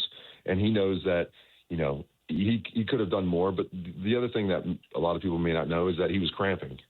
And so if you're cramping and you're going for it, you can't be cramping. Like you need 100%. You need to be good physically to be able to produce technically and tactically, right? These are things that are fundamental to being a good attacking player, because the spaces that you're working into are tight spaces.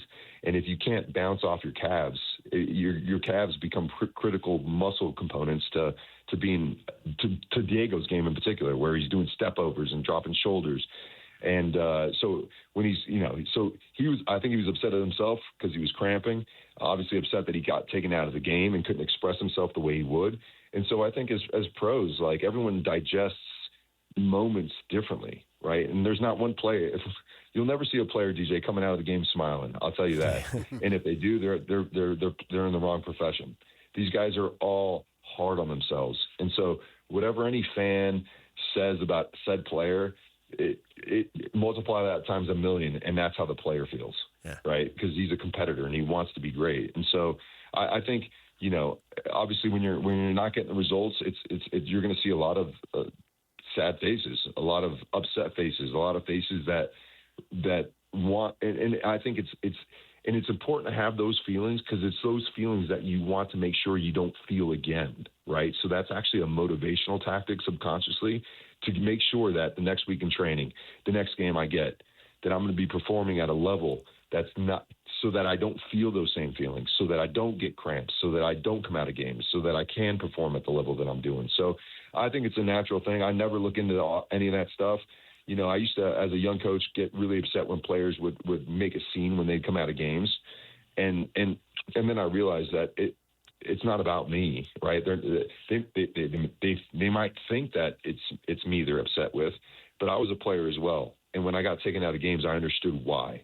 Whether it was a tactical reason and they needed to put in another attacking player, whether my performance wasn't good on the day, whether I started to fatigue, right? There's so many layers to this thing. And, and then after every game, the guys always come up and say, "Hey, Pablo, listen, I apologize the way I walked off the field. It wasn't towards you." And I'm like, "You get it, no problem. No need to apologize, bud." Like, and regardless of what the reaction's like, they can't come back into the game anyways, right? So it's one of these really interesting conundrums when you're coming off. So, but it's the beauty of sport. The emotion piece is great, and if you don't have these lows, then you wouldn't experience the great highs that you do when you're winning and when things are going good and when you're working hard for your teammate. So it's like you can't have night if you don't have day.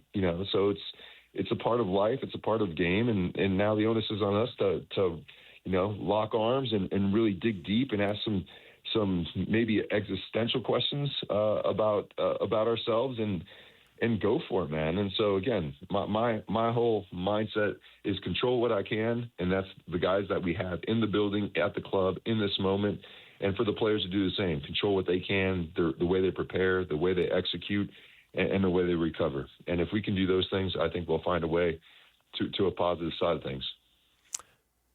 I think the thing that has really impacted, I wonder how many times you've been through this in your career, because obviously as we talked, you draw on so many things, right? Mm-hmm. That you've already been through. How many times have you been through a situation where, whether you're playing or coaching, where you're missing 20% of the roster? And not just any 20% of the roster. You're missing 6 out of the 30 guys. 3 I would have absolutely penciled in as starters at the very beginning of the year. And 3 more have proven to be useful subs. And some of those guys, a couple of them, they were pretty off the radar. I don't think I expected Griffin Dillon or Zach Booth to play a big role, but they've proven to be useful, and now they're hurt for a significant period of time. Have you been through something like this, being down 20% of the roster? I don't think I've been through this type. And again, I think it has a lot to do with the amount of games that we've played, right, as well. And, Jay Glad, Emeka has been a miss all season long. But the one thing is, again, if you focus on those things, DJ, and you start to get this poor me mindset, you start going down a rabbit hole. You know, it's crazy how the human psyche always wants to turn to the negative. And so that's why I'm so deliberate about the work that I do every morning when I wake up to frame it in a positive way. And then the crazy thing is when you start framing it in a positive way, you start seeing guys in training that are actually who have been training worthy of an opportunity, and they get it. And now we have the next Noel Caliskin. We have the next Zach Booth. We have the next Dylan Griffin. You know, so the next Luka Moisa. So with all of it, if you spin it the right way, because you can choose to see light or dark, the choice is yours. And I've got to work extra hard at seeing the light at all times, because that's what I'm tasked with, to come in and be the leader of a group with positive energy that is also evolving as a coach, that is also, you know, showing emotions when things aren't going well, but come in the next day and be positive and say, here's the solution, guys. If we do these two things right, I promise you, we will put ourselves in a position to win the next game. And that's my focus. Pablo, we love it as always. Thanks for joining us. Colorado Saturday night. We're looking forward to the game. Thank you. Let's go. All right. Hey, we didn't even ask you about your yellow card, Pablo, so you're welcome. He's gone. He didn't want to talk about the yellow. Yeah. All right, DJ and PK, there's Pablo Mastroeni. Kevin Graham's coming up. You ready for a massive burst of energy at the top of the hour, PK? Yes, I am. Let's go. I can't wait. It's 30 minutes. I'm going to be ready when it happens. KG talking football at 9 o'clock. Stay with us right here on The Zone. This is Utah's best coverage of the Utes, Cougars, Jazz, and Mammoth. Here we go. From the guys who have been there for all the biggest moments in Utah sports history. You're listening to DJ and PK on 97.5, the KSL Sports Zone. Join Scotty G and the coach, Tim Lacombe, Tuesday 10 to 2 at Belliston Jewelry, 1155 36th Street in Ogden. Belliston Jewelry, locally made just for you, cherished for generations.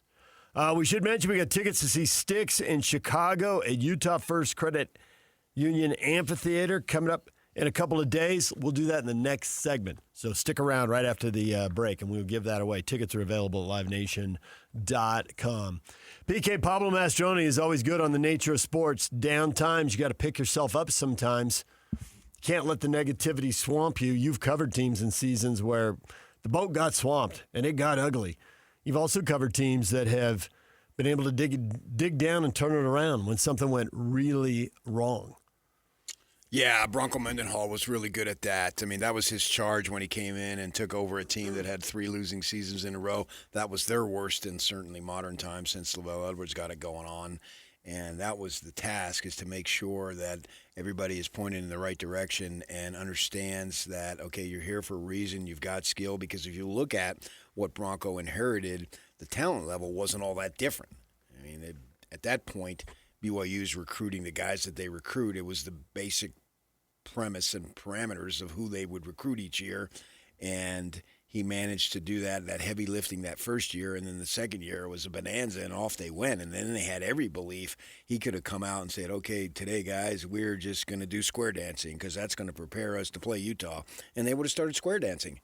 And that's what you have to guard against, is that people start tuning you out and don't believe in themselves, don't believe in the guy next to them. And that's a monumental task, to be able to get to that point. And you can feel it's easy for a team like an RSL to feel sorry for itself because you're losing quality players. And the problem is that and from the fan perspective, it's like, well, why do I want to get invested when I know player XYZ is just going to take off? And he's not going to be retained, and it's not going to be there. And so we're going to show promise in April and May, but come July and August, we're going to suck. You're literally ripping the words right out of the mouth of the spouse of an RSL fan who was telling me about that yesterday. Yeah. Said his wife's a pretty good sports fan, and she's getting into it. And now 2 of the last 3 seasons, she's seen these, high-end young players who she's starting to get emotionally attached to as a fan. I mean, she's never met them, but and it's like, well, what are we doing? And he was saying, well, this is why they're flipping the season, and we're going to have to put up with a couple of winter games we didn't used to put up with. I mean, there'll still be a bunch of games in March and April, just like they've always been, and August and September, just like they've always been. But you're going to probably trade some June stuff for February stuff. But this is why. They can move these players now at the end of the year, at the end of the season. You feel like you have a chance to write the whole story, go through the playoffs, and then have the inevitable offseason shuffling. Sure, but if you win and have success, you'll be okay with a few 40-degree games. Oh yeah, absolutely. Because in NFL football and really college football, people have adapted to that. Yeah, I mean, if you're winning, the stadiums are packed. Mm-hmm. I sat in a stadium in Boulder, Colorado. You see, go look at that game right there. Look, quick. Oh, they got highlights on TV. The Bills are playing the Bengals, and there's like 4 inches of snow on the field. And it's snowing like a mother. And the funny thing is, a lot of RSL fans, and this just goes back to, it's winning, it's sports. It doesn't matter college, pro. It doesn't matter football, baseball, basketball, soccer, lacrosse, whatever, when you win. So when it snows, instead of playing with the white ball, they switch to an orange ball. And, of course, there are people keeping track of RSL's record with the orange ball, and it's buried in the notes somewhere. I can look it up if I need it. Don't really need it this time of year, but it's spectacular. And people don't mind. They almost like, it's snowing, Vancouver's getting beat. It's snowing, Seattle's getting beat. You're right. Just win, baby. They can put up with a lot if they win. Yeah, I was in Colorado Stadium on a senior day when the Utes went over there and just bludgeoned them, and it was snowing, and it was the saddest senior day I'd ever been to, literally. And I've been to senior days for probably 30-plus years. Mm-hmm. And then I go over when they're winning, and the weather's not that much different, but everybody's rocking. It's packed. Yeah. And, you got to be careful, too, from an ownership and an executive position, because there were a few times there where the Jazz went out prematurely in the postseason, but Larry Miller never panicked, and he never switched coaches, and he stayed the course. And you don't always stay the course because sometimes the course isn't right. But if you believe in the course, then you have to set the tone and allow that particular coach, manager, whatever you want to call them, to ride it through rather than go through. And I was talking with someone from RSL about this yesterday, about what are they going to do here? Because also, too, the Millers are auditioning in a sense for MLB. Mm-hmm. And they got a huge track record, so I don't think that they're going to look at something that's not going right now and just cast total evaluations on that where you got another 40 years.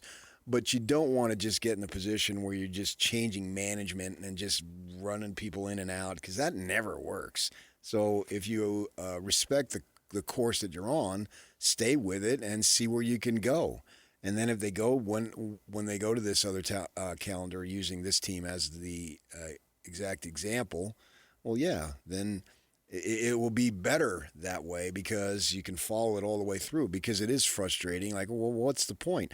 Okay, who's going to be gone? You can practically, if you go to 4 or 5 games, you can pick out the candidates who might be gone. Yep, they're obvious. It's like going to a high school game and picking out a Division I athlete. It's so you can go and watch them run up and down the court, run up and down the field, whatever it might be. Take a few cuts, throw the ball. Oh yeah, okay. And boys or girls sports for that matter, it doesn't matter. And you can, at least from my perspective, I've been able to easily see guys or ladies for that matter. I can be watching Caitlin Clark as a sophomore. Who is this gal? My gosh, she's awesome. Yeah. And that's the first exposure I had to her when she was her sophomore year. And away she's gone and just a star at the highest level in women's basketball.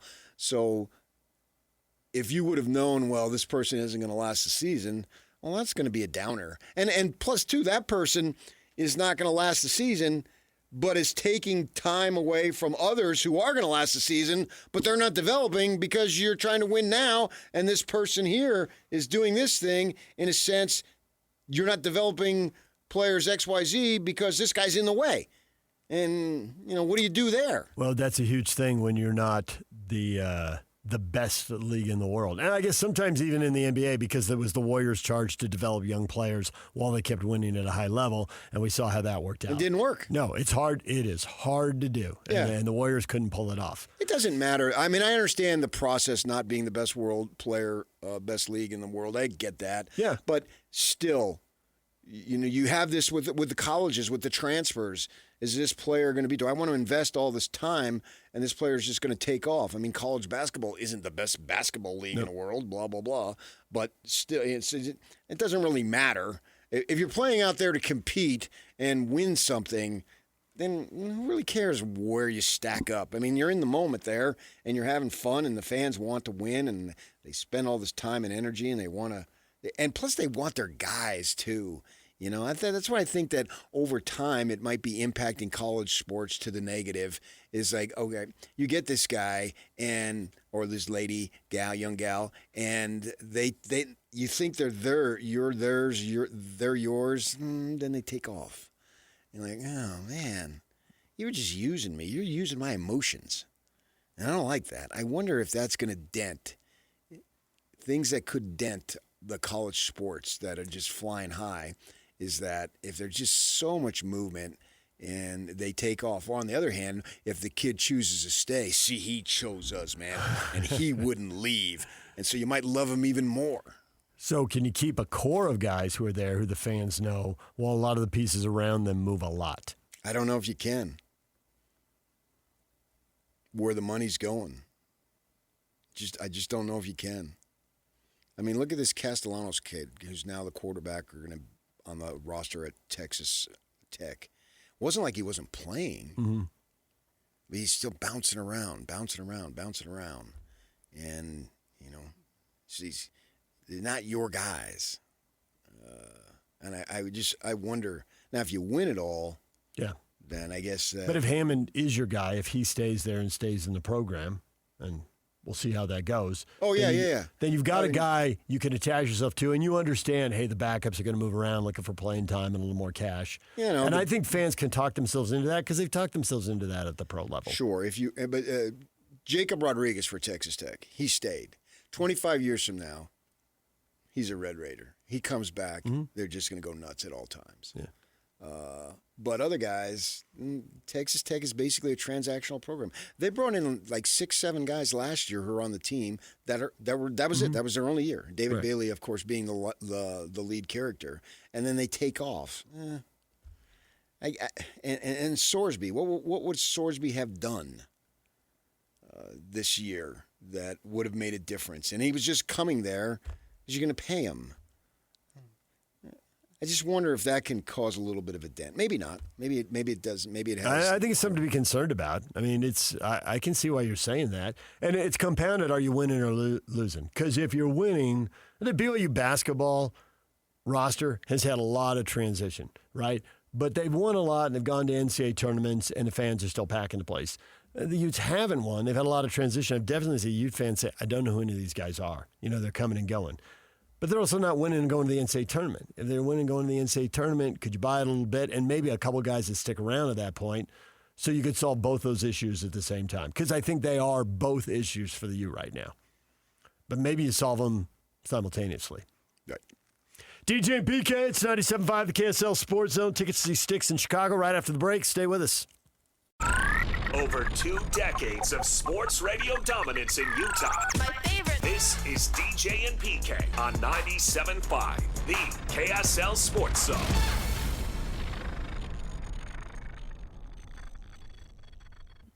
Caller 12 right now, 801-575-ZONE. Wins a family and friends 5-pack of tickets to Aerofest 2026 featuring Sticks in Chicago at Utah First Credit Union Amphitheater on August 30th. Tickets are on sale now at livenation.com. Call 801-575-ZONE. Caller number 12 wins. If you don't win, then you can head on over to livenation.com and get your tickets for the 30th.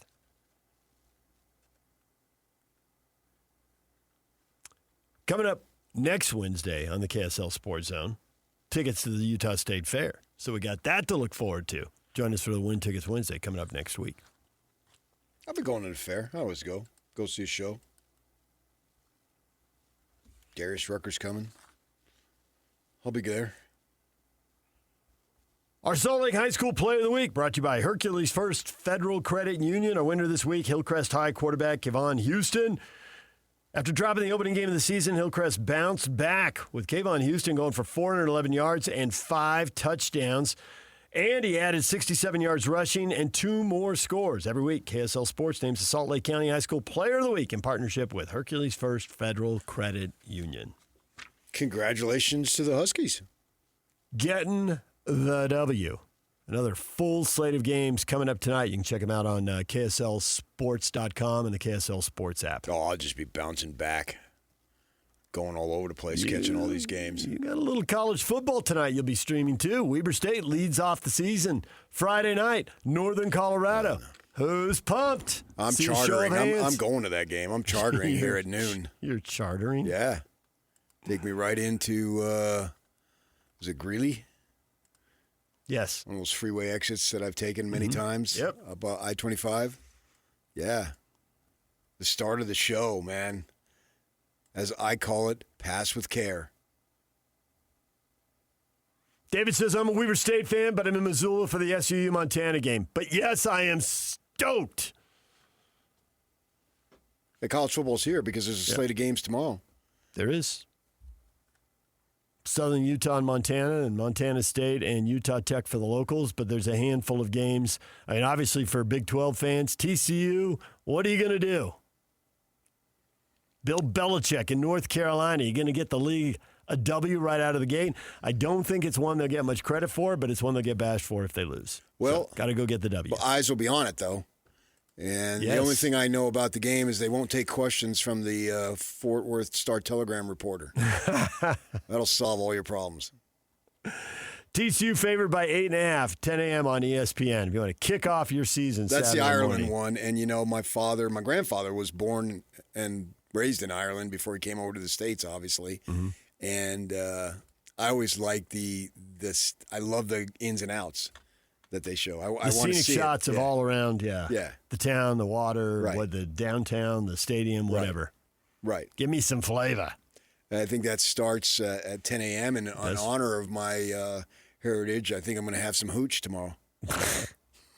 USC is a 38.5-point favorite over San Jose State, 1 o'clock on NBC. Go Spartans. You going to watch the Trojans for about 20 minutes? I will. Yeah. Yeah, I will. UNLV, Memphis. I don't have to watch UNLV as much as I used to. No, but this is being looked at as an elimination game for the G5 playoff berth. There's a handful of teams that have a shot. These two would be in the mix. Tim Brando's got UNLV being in there. Yeah. 8 o'clock on Fox. And, I'll check that out in the evening, I would assume. You care about your old Pac-12 schools? Stanford now in the ACC. Hosting or playing Hawaii out of the Mountain West. Yeah, hosting. That game's in Stanford. ACC Network, 5 o'clock. Yeah. See what... I can't cut loose completely.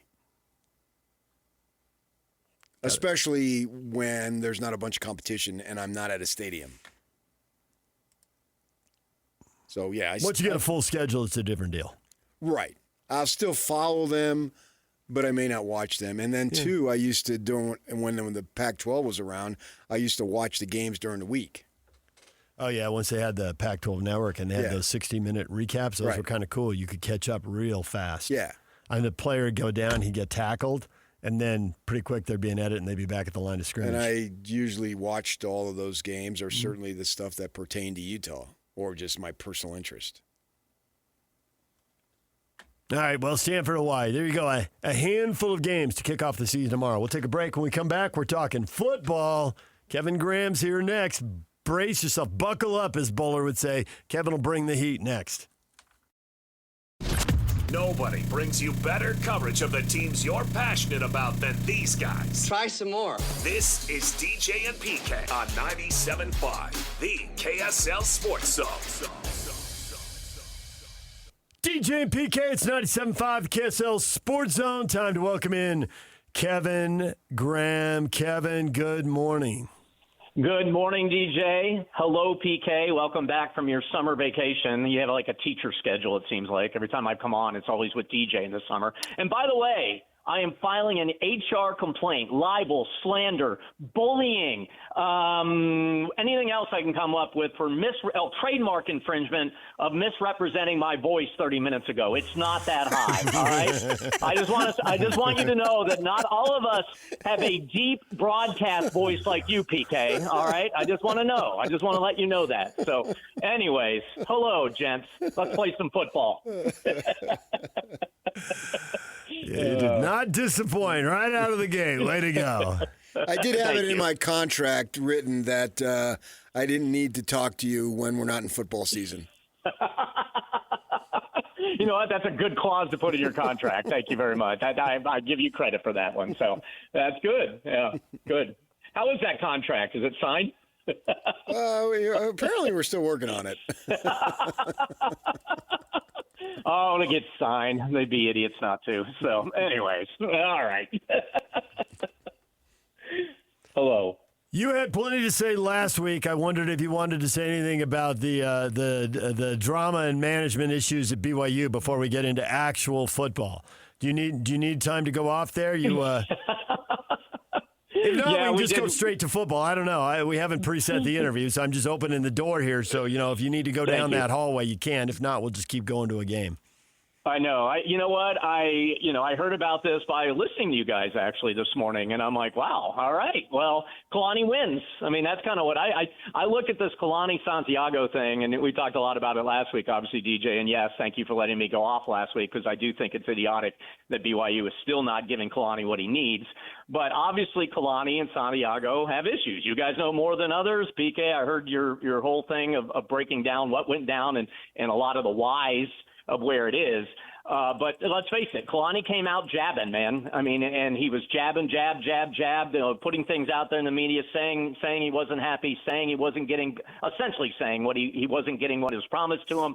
That's why he stayed at BYU. He has a love and passion for BYU, and for whatever reason, whether it's Santiago or people above him, but as I discussed last week, it's still your job as an AD to manage up just as much as you're managing down. So therefore, you need, if you made promises, whatever those promises are to Kalani, you need to give him those tools. That's why he stayed. And clearly he didn't, or at least in Kalani's mind, he didn't. And now we have Kalani winning. I mean, he got the knockout, It's going to be an interesting dynamic now because, and correct me if I'm wrong, guys, the VP is higher than Santiago, right? Does Santiago report to this VP? Okay. Yes, at BYU, so Kalani wins. Okay, so Kalani wins. So now Kalani, jumps through the middleman. I mean, this is what DJ does all the time on radio. He jumps through the PD straight to the general manager and gets his ear, so he doesn't have to deal with the middleman. And that's what Kalani has now. Now the question is, and now in a lot of environments, the AD and his ego is done and he's cooked. This is a loss for him. I mean, at least from my outside looking in, and I think this is how it's going to be perceived nationally, is that Santiago and Kalani had issues, and to correct those issues, they usurped power from Santiago on the football program, and now Kalani goes straight to the main boss. And in that perspective, Kalani wins the battle. A lot of ADs would take that as a huge ego blow, and they wouldn't be there for very long, whether they get fired or whether they choose to move on themselves. You guys know Santiago a lot better than me. I know he's a lifer at BYU. He's worked himself up the ranks. I know a lot of people do like him in the administration, so maybe he stays because he still clearly has apparently control of all the other programs. But now Kalani, when he wants something, he doesn't have to deal with them, and whether we have this whole basketball-football battle and Santiago's a basketball guy, I mean, when Kalani goes to the VP and says, hey, I need this, this, and this is what you're promised to me, and the VP has to figure out, okay, here's the cost of that. And then Santiago goes to him and says, well, the basketball program needs this, this, and this. Who's going to win? It's probably going to be Kalani more times than not because they clearly inserted another, like they took Santiago out of the mix. I mean, just use it as a business perspective, man. Like if you can skip over your immediate boss who you have an issue with, you're going to do that because now you have more say and you are getting to the power person who can make a difference. And so Kalani wins. Now, the downfall is, and based on everything you guys are saying and what I'm reading, is that, I mean, Kalani definitely has to have the season that everyone expects him to have. If he starts out slow, and as I think you guys pointed out earlier in the show, if they're 3-2, well, the dynamic's going to change. Suddenly the power structure, I think, is going to be a little different because the expectations going in are so high on Kalani. But he wins. And another thing, guys, I also think, and I think we all agree on this, basically on even in media and if you're in business, the more people you can have put hands in your program, management people, it's so much better. Obviously, when you have more and more humans that you have to go through to get your job done, boy, that's great, isn't it? Because then you got all these people making money, and they have to justify their money, so they got to have a say in stuff they really don't know what they're talking about, and that's an awesome thing, too. So now Kalani's got maybe in some ways that'll help because he can skip the middleman and all this, but on the other end, though, BYU, I don't know if it's going to work. Because the more people you put involved and the more hands are in this thing, the harder it'll be. And obviously Sitake's already frustrated. And if they don't get things fixed and if Kalani has a great season this year, as BYU is expected to have, he's going to have offers again at the end of the year. And if he's still ticked off, he's going to leave this time. It's just obvious. So that's my 2 cents on it. But Kalani wins at least round 1. Now we're going to see how the rest of the fight goes. Yeah, that's going to be interesting to see. As I said, I don't know how this is going to work.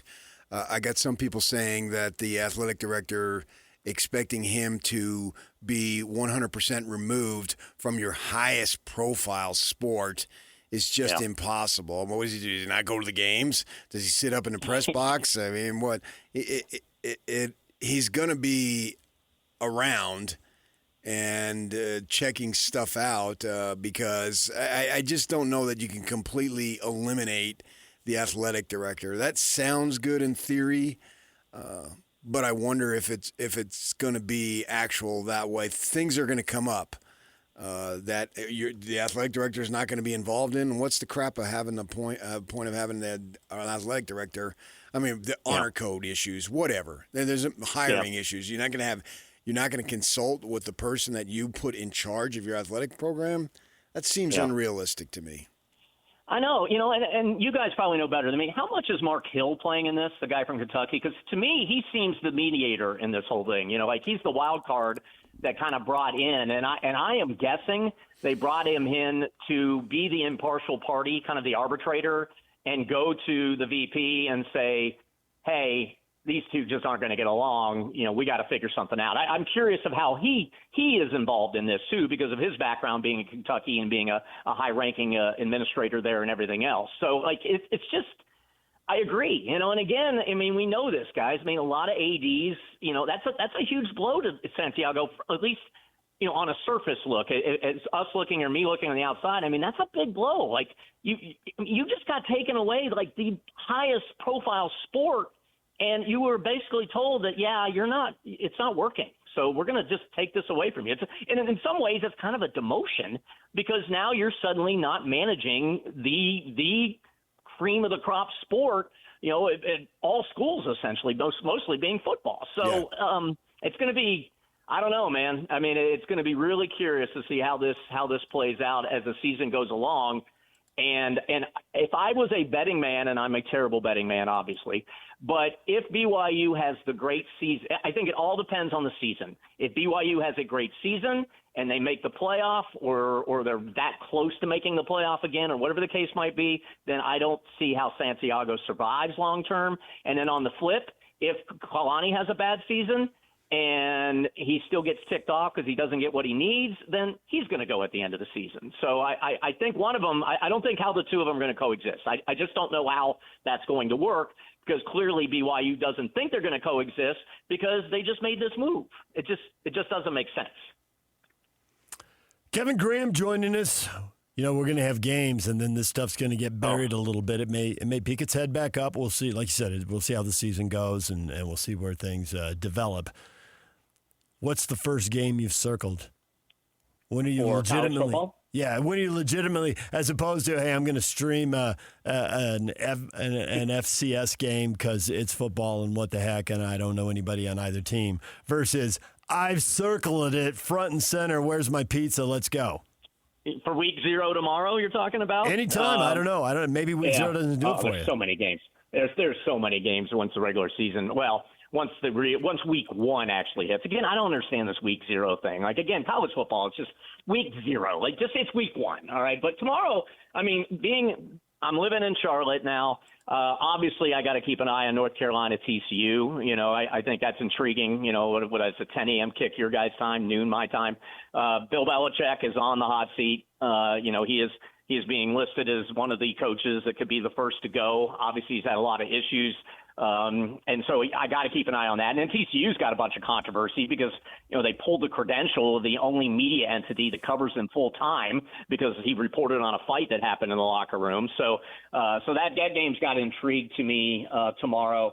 I know you guys don't care about Sacramento State and Eastern Michigan, but as a Maction guy, Sacramento State is new, is new to the FBS. So you got to keep an eye on that. And I heard you guys break Memphis and UNLV. I'm excited for that game too, just because of the fact that, for the 6 or whatever, the G6 now with the Pac-12 being back in its state school form, that's going to be fun to watch too. But we obviously we get into the real games starting next week, so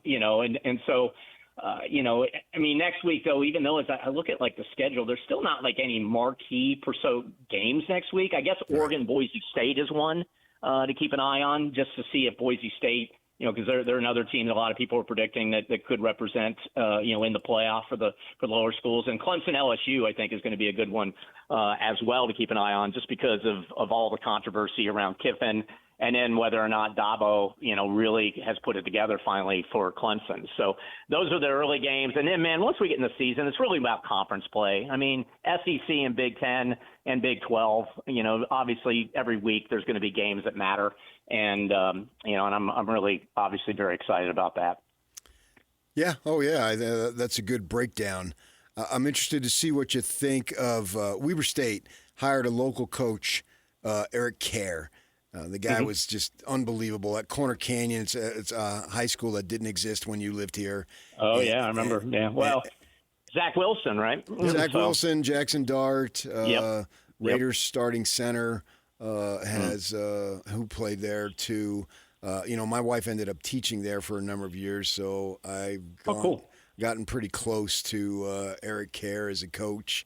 Went to all the games and sat with him in basketball games. He's just a brilliant mind who actually was at Jordan, and I know you remember Jordan High School. Yep. And, and his the head coach there was Mike Leach's friend from Cody, Wyoming, as a kid, and Leach would come back because he had family here in the summer. And those guys would talk football. So the guy's an offensive genius, but he's making the jump from high school. Now, it's Big Sky. So, but still, it's unusual to see that. I mean, his record at Corner Canyon was 112-10. Wow! And that's in 8 years. And I think at least half of those losses were to like Bishop Gorman and IMG, out of state programs. Right? The guy's really good offensively. But what do you think hiring a high school coach? Because a lot of eyes are going to be on that program to see if this guy can make the jump. I love that, actually. I mean, we've seen it more so in the past, like years ago. I mean, I think high school coaches had a better shot at jumping in, but clearly he built himself an incredible program at Corner Canyon. And then I don't know if they quote unquote recruit, with high school. So he probably has an idea of how to recruit. And so that is a good thing going to Weber State. And you know what? Like, I think it's great. Like, guys that can, like, work their way into high school, and obviously he has college credentials, particularly with the offense, the way it sounds of what you're explaining. I love seeing that. And then let's see him at Weber State, because now he's got a shot. He can be there for a couple of years. And as we've seen over the years in the state of Utah, so many coaches go to Weber State, and then what happens? They end up at Utah and BYU, so as coordinators.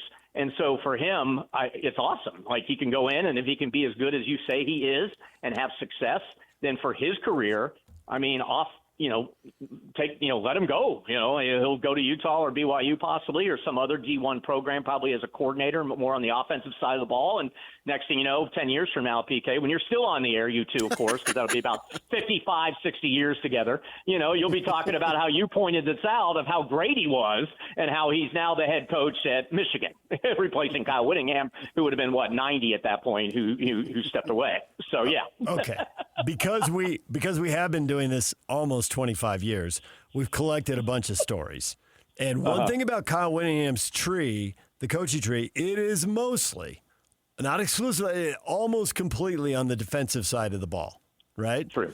Eric Kerr is on the offensive side of the ball, And PK, you want to explain the Mike Leach coaching tree, because there's no chance, unless Kevin Graham has heard us talk about this on the air a couple of times, that he would connect a former Corner Canyon coach with Mike Leach. Yeah, as I said, that he came in the summers and was able to teach him the offense. And, Mike, he's a Hall of Fame coach, particularly from the offensive standpoint. So have an opportunity. The Pirate, man. Miss him. Oh, yeah, for sure. Oh, yeah. I would tell you the story. We would do Pac-12 media when he's at Washington State, and they had it regimented, right? You get the guys, and they were good. They bring everybody over, but you only had a certain amount of time. And so I'm interviewing Mike Leach, and there's a Pac-12 guy standing behind, keep giving me the wrap-up sign, And, and Mike is going, and the guy is getting irritated at me. And finally, my mouth is not moving. My lips are sealed. You literally didn't ask a question or say a word. And the guy is, he's given like the home run signal to the umpires with the index finger to wrap it up. And I finally, as Mike isn't slowing down, man. And you wind him up. He doesn't even know where he was going, but he'll get there eventually, and then it'll be an enjoyable ride along the way. And Mike is just going to town on some story.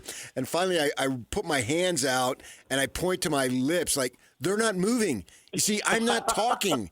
I can't wrap him up. I'm not doing the ones speaking.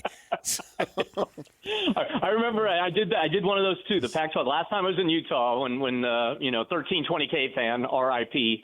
And I was doing a show with Gunther. Kyle Gunther, of course, former Ute, and was broadcast. We all worked with him. And Gunther was big into aliens, and so literally Leach comes on.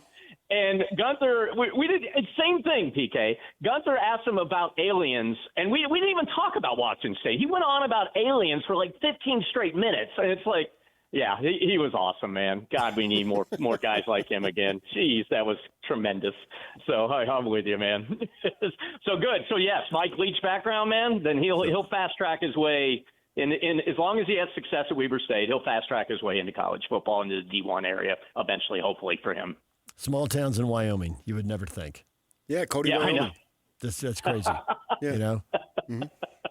Yep, I just can't 100%. imagine walking into work one day, and maybe he already knew and all that, but you walk into work one day and you're the offensive coordinator at Jordan High, and the coach is like, hey, we're going to go see Mike Leach. We're going to do what? Yeah. We're going to do what? And then you get to pick Mike's brain? Yeah, Mike's sister, Kyle, has since moved a couple times, but Mike's sister lived down the street from Kyle Whittingham. Oh, really? Yeah. I didn't know that. Wow, that's cool. Yeah. So you would think Kyle would have a better appreciation for offensive coordinators all those years, but that's okay. Dun-dun-dun. He did. Just don't screw it up. Yeah, right. He did. Just make sure you be conservative and run the ball with a lead, or better yet, run a reverse on 4th and goal at the 1. Yeah, let's do that. I can't wait. You know what's hilarious, guys? Because, I'm a Michigan fan only because I paid for my daughter to go to school there. So, it's going to be fun, obviously, because I'm going to watch the Michigan games every week. And, and I can, and I'm sure a lot of Utah people are going to pay attention. But I have a lot of friends that have been diehard Michigan fans, like my brother and like some of my best friends that live in Michigan. And so to listen to them talk about Whittingham, and they're like, why? I can't believe Utah would let him go. And I'm like, yeah, I get it 100%. And, this is great. And this is like, and I'm in my mind, I'm thinking, yeah, it's going to be great until they're on 4th and goal at the 1-yard line with five, all conference, all world, 400-pound offensive linemen they got from the Midwest that eat cow raw. Don't run it up the middle. Yeah, let's run a reverse. But although I guess that probably more Ludwig, and Beck probably doesn't do that as much. But yeah, it's going to be really interesting. And I don't mean this in I kind of guess is a negative way, but it's going to be really interesting because as you guys know, and I've followed Whittingham's career very closely over the years, there's always seems like that one game that they lose that they shouldn't lose. You know what I mean? And it's not always Whittingham's fault, obviously, but it just seemed to be a trend there. And man, when that happens in Ann Arbor and they lose to say Iowa or a game, at home particularly, it'll be interesting to hear the tune of these Michigan fans and friends of mine of what they think of what's going on there. So, but maybe that won't happen. My hope is obviously for Michigan's sake that they have a great season, and I think they'll be very good. But but gosh, that conference is so tough, and so it'll be interesting to see where they end up. But there's a 3-game stretch that is home to Iowa, at Minnesota, home to Penn State, and I think Michigan fans are bracing themselves because the schedule is so tough. They're playing 4 top 10 teams. To your point, Yep. Kevin. And it's not that he couldn't catch heat. Depending on what a game looks like, he might catch heat. But this stretch, because if you have trouble in that stretch, you might be flirting with 6-6, right, or 7-5 or something. You got to handle that stretch. Yep. Oregon, Indiana, and Ohio State, he can endure those losses. Just because, again, like you said, I mean, they're top 10 programs. But that stretch you just played out is you're 100% right. In fact, I've already planned because I have a daughter who still lives up in the Detroit area, so I'm actually going to be at that Michigan-Iowa game. And just so happens too that my New York Jets will be playing the Lions the next day in Detroit. Sweet. So that'll be nice. That'll be a massacre, but it'll be fun to go nonetheless. So, but yeah, you're 100% right, man. He not in the Big Ten, man. If you're going to be Michigan, and you're going to be up there and you're expected to win national championships, particularly of Ohio State. I mean, and I know Whittingham had his thing about trying to downplay the rivalry a little bit. I mean, and the rivalry does mean more to Ohio State than it does Michigan fans, by the way. But it's still huge. It is still huge. And you have to beat Ohio State. If you don't beat Ohio State, then you're going to be in trouble. So put Ohio State loss into the mix if he loses that game, and then, like you just mentioned, DJ, one of those games, like whether it's Iowa or most likely like Penn State, then yeah, Whittingham's going to face a lot more pressure and stress than he ever faced as a head coach at Utah. Keep your eye on Jason Beck, though, the offensive coordinator. He's young as far as a coordinator. He was at New Mexico with Bronco, and he had Devin Dampier, and they lit it up. They were a prolific offensive team, and then he did the same thing again with Dampier in the Big 12. I realized, that's a step up in the Big 10. I understand all that. But I like the guy. I think he's creative. I think one of the best things that he does is he utilizes the talent that's available and tries to put them in the best position. He's not looking at, okay, here's my system, you're going to fit to me. I don't think that's who he is. So I'm real curious to see how he does, because I think that, and he's a return missioner and all that, was a backup quarterback to John Beck at BYU, and I remember, to bring it full circle with BYU, if something should happen for Kalani is interested in leaving or whatnot, and maybe in a year or two, and Jason Beck has lit it up, I could see him being back in Provo as the head coach. Wow. So so basically both coordinators, because obviously DJ and I talked last week about the possibility of Jay Hill being the next guy too. So I mean, if he's allowed to run the offense, he needs. But the key to that, as you guys know, and he did it with Dampier, and obviously had the experience with Dampier bringing him over from New Mexico, is can he get Underwood to run his offense? Right. Now that's a huge question. Huge question. And Underwood was there. not. He was not good last year. He was not. I mean, he's a first-year freshman. I know, 100%. I know, but he was heralded as like the top quarterback recruit, and Michigan paid him a lot of money. And oh, by the way, and I guess kind of like PK, you have sources. I mean, I have some people very tight with that program, and let's just say that Underwood's family had a lot to say. Like, for instance, again, a lot of people wouldn't know this, but last year against Oklahoma, Michigan ran this conservative game plan with Sharrieff Moore and whatever they did, and ended up losing that game.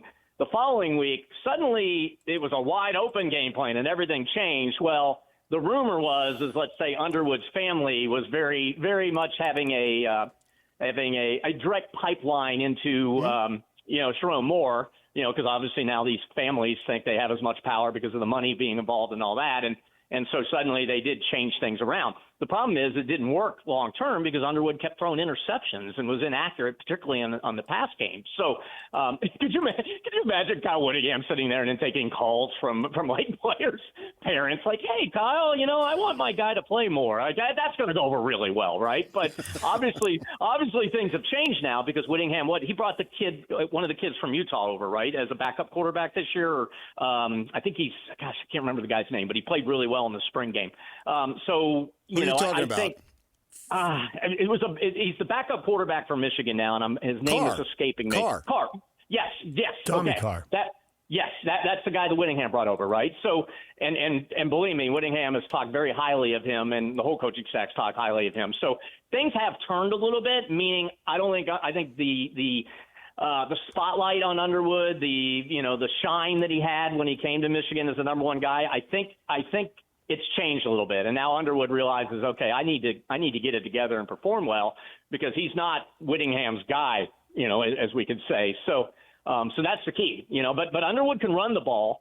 And I know with Beck's offense, watching enough Utah games last year, Dampier was able to run and scatter around. Underwood is built bigger, so he can take more punishment. The key with Underwood, though, man, is can he throw it to the blue jerseys? That's really what it's going to come down to. And oh, by the way, when you want to throw that quick out 5-yard or 7-yard or 8-yard pass, can he do it where he doesn't throw the ball through the guy's chest because he has no touch? So that's going to be something, too, to look out for Michigan. Kevin, we look forward to talking football with you all season long. I cannot wait. Tomorrow is going to be glorious. I've been waiting all summer for this, So I've made it. I've endured through the summer. I've cleared out my schedule, meaning I'm not dating anyone anymore. So because usually every time I'm dating somebody as a single divorce guy, when I date somebody, when fall comes with football, inherently we end up broken up because they just don't understand. they just don't understand, the importance of football. So so I've cleared it out, guys. My deck is clean and I'm ready to roll. Let's do it. No broads until February. You know what? I'm going to make a T-shirt. That's a great idea, PK. We're going to do that. That's awesome. No broads till February. I'll give you a cut. That's your idea, so you get a cut of it. I just picture Kevin sitting there getting a question. Well, why do we have to watch Memphis and UNLV? There've been 7 games today. I gotta claw some back. Okay, if you don't understand that, get out. I'm not lying. I literally had a woman dump me because of football. But I was honest. It's much like I told my wife, before we got divorced. I said, look, we're going to move a lot. This is the way radio is. Bump, bump, bump, bump. And then 19 years later, she's like, I've had enough of moving. I'm like, all right, well, I told you. I explained to you from the very beginning when I was in college, when we met, same thing. I put it on my dating profile on the apps. Hey, come in the end of August.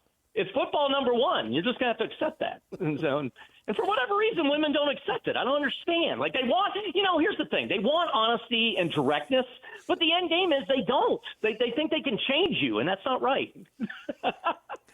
Now, here's the problem. Here's the problem. You just undercut your own lawsuit. You were talking big at the start of the segment. PK is going to pull the last 2 minutes of radio, and he's going to win the case. And this is why I'm going to die alone. And it's okay. I can accept it. Thank you, Kevin. I love you guys. Talk to you next week. All right, there's Kevin Graham joining us every week to talk football. DJ and PK, it's 97.5, the KSL Sports Zone. Less motivated listeners.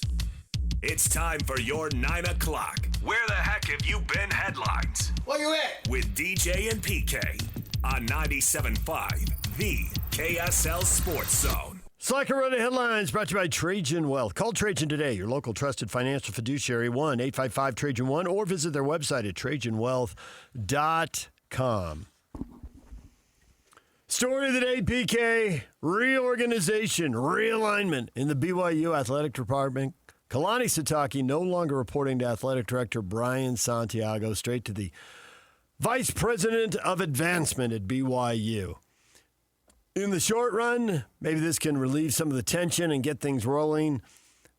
I don't see how that works in the long run. Athletic departments run the department. The biggest program in the department is football. So either they work together better, one of them lets go, one of them moves on for another opportunity they like. This could go multiple ways. I just don't think in the long term it's status quo. I'm not sure which way it goes. I'm not sure anyone is sure which way it goes. But in the status, this for the short run, I can see this working in the short run. This season. And then let's see where it goes. So you just want to see where we're at get through the end season. Of school year or end of the football season? I could see where both of those would be important milestones. Do you get through this football season? You've got to plan for the next season. You're going to have to retain people. You're going to have to, pay money and all that. And does it get smoothed out? How good is the year? What are the issues that are in front of them? Where do things stand financially? I mean, there's always, does another big booster come forward and all that? It gets easier to say yes when there's more money. It gets harder when there's no. And, I mean, we've talked to ADs. We could get Chris Hill in here. He could tell us excellent battle stories from back in the day. Coaches who wanted stuff. He's like, you don't really need that. He's got a hilarious phrase for it, but I don't think we get to use that on the air. I alluded to earlier a conversation that I was having with somebody talking about how the athletic departments now have changed so dramatically just in the last few years. And this person is saying he doesn't know, wasn't commenting specifically on this situation, whether it will work or not, but he was saying that he could see a time where there actually is an athletic director over football, an athletic director over basketball. And there's more division because it's so complex. And they've added people, the general managers and presidents of football and all these things, positions that didn't exist 5 years ago. Just in football alone, adding these personnel directors and the GMs and the analysts. And basketball has gone down a similar role. I mean, Woj quitting ESPN to go run St. Bonaventure. I mean, these examples are all over the place, regardless of whether you're a football school or not, and regardless of where you are even on the basketball food chain. So there's a possibility that there might be some stuff there. Well, I mean, that's one reason to say, where are you in 6 months or a year if you're looking at reorganizing? I think that, the reason, and Kevin Graham was talking about how this is a win, and on the surface you think, okay, I showed you, I won that, you're out of here. I liked his analogy about rounds, though. But because the money still, the issues, though. Yeah. Okay, if Santiago's removed, fine. But the issues are still there. Mm-hmm. It wasn't like Brian was the sole person. No. Basketball, yes. I mean, that's an extreme example. Now, there have been, I can cite examples because examples were cited to me. Kalani wants to see the football financials compared to the basketball financials. And there's people in the football saying, wait a second, you bring in way more money in football. This is where 90% needs to go, not to basketball. And Kevin Young, he's over there saying, hey, I want what I want. I don't need this job. I can get another job. So, so much stuff is going into it. Kalani's not the only coach who can say promises were made to me. There's no way that's true. Promises were made to lots of coaches. Now, different promises at different levels for different coaches. But they're honor, integrity, tradition. You make a promise, you must hold to it. Okay. At all times. Cue the music. Where's the flag? I don't see a flag. Well, then come to my house. You'll see several. There you go. And no apologies for it. If that offends you, you know what you can do? I got an idea. Other things we talked about today. What? There were other things? Former BYU football stars Jason Buck and Kyle Van Noy among the latest Hall of Fame inductees. Given those guys' stature, I'm surprised they're not already in. I guess with Van Noy, you can say they got to wait a while. I mean, he's been gone a while, but he hasn't been gone that long. Kyle Van Noy. With Buck, I'm really surprised he's not in because now it's been, 30-plus years, actually 40 years. Yeah, I mean, I was thinking to myself, what the Buck? Nice. Thanks for that. NFL final round of preseason games. Buck off? He might have. Final round of preseason games here, and then cut downs on Sunday. We'll come back on Monday. We'll have a list of local guys who've made it and guys who haven't, and then you will tell us, let's stick around for Tuesday because adjustments are coming. Trevor Riley gave you a story about that. Yeah, that was so wild. If you don't hear from us on Sunday, you're good to go. Shows up on Monday, Tuesday, not so much. They brought somebody in who they got claimed off waivers, so you never really know. And then every Tuesday they bring in guys to work out. You show up for medical treatment at the facility because Tuesdays are usually the days off in the NFL, depending on the schedules. And you see 7 linebackers being worked out or whatever it might be. It is the ultimate dog-eat-dog, man, the NFL. It really is. There's so little guaranteed money, just a handful of guys get that. And everybody else is on pins and needles all the time. Yeah. When I bumped into Britton Covey at the airport, and I was telling him, man, you came on, you're such a good interview, and that story you told has just stuck with me. It's like, oh, that's hilarious. I got to tell Bob. Where's Bob? Bob got let go on Thursday. What? Yeah. And he said, oh, yeah, the only thing that tops that, he says, that just keeps happening every week. He says, but the adrenaline really flows when you look over and like, why'd they bring in another white 5'8" receiver? He says, that hits a little close to home, but he just shrugs. He goes, that's just life in the NFL. They're always, It goes back to what Pablo told us earlier in the show, and we had Pablo Mastroeni and Kevin Graham on. You can listen to them wherever you get your podcasts, KSLSports.com, KSL Sports at YouTube, wherever. And Pablo was saying, hey, the job of the people in the building, they can't control the next great acquisition. What they can control is making everybody 2 or 3% better. And so, yeah, you're trying to hit home runs, but everybody's trying to make moves around the edges, too. Yeah. Got to find somebody. Covey has long since beaten the astronomical odds to play in one NFL game. And he would agree with that, absolutely. But he would also say, I wouldn't mind one more year. Of course. Which he'll say every year. Yeah. Until there isn't one more year. Yeah, absolutely. Way to go. And these guys have opportunities to earn money on the practice squads, too. So if you don't make it, there's still another, what do they got, 10 spots there, something like that. So we'll see what happens there. Checking boxes on the way to Major League Baseball in Utah. The commissioner's been really upfront multiple times. Got to get the stadium solved in Vegas. Got to get the stadium solved in Tampa Bay. The Vegas quote's an old quote now. The steel's going up, and there's video of they put the stuff up that's going to be at the very top of the dome there. You can see that. As you said, you drive through Vegas and you see it. But Tampa Bay, we haven't been as confident about. But Tampa officials approved $2.3 billion in a deal for a new Rays stadium.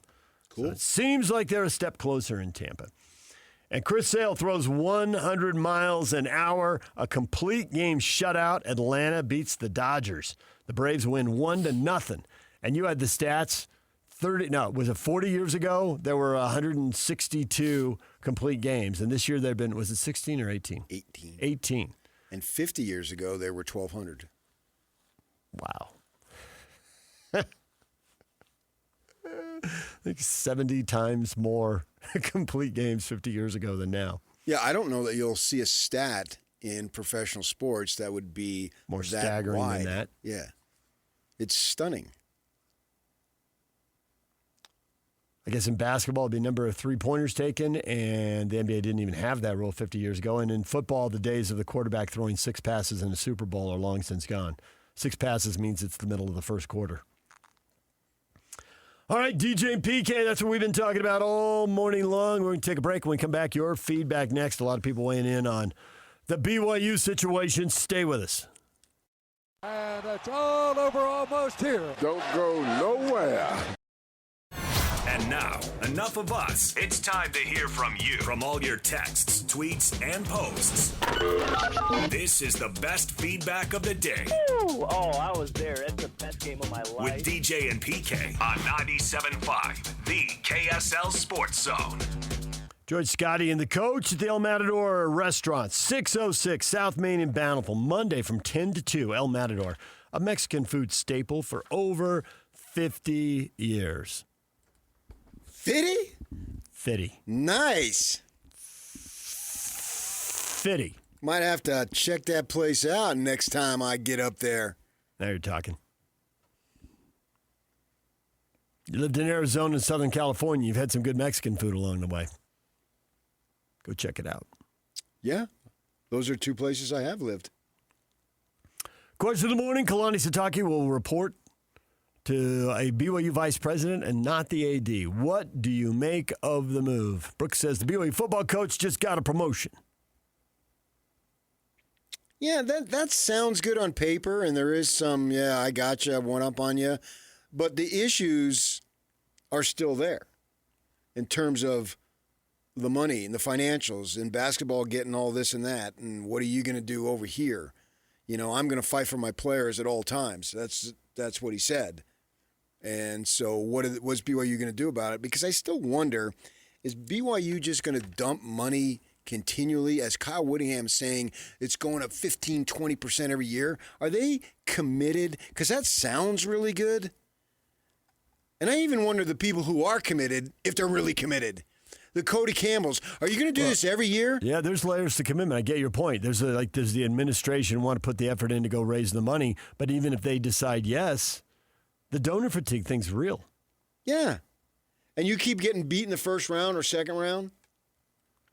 We can't spend our way out of this. I'm pivoting to something else. Yeah.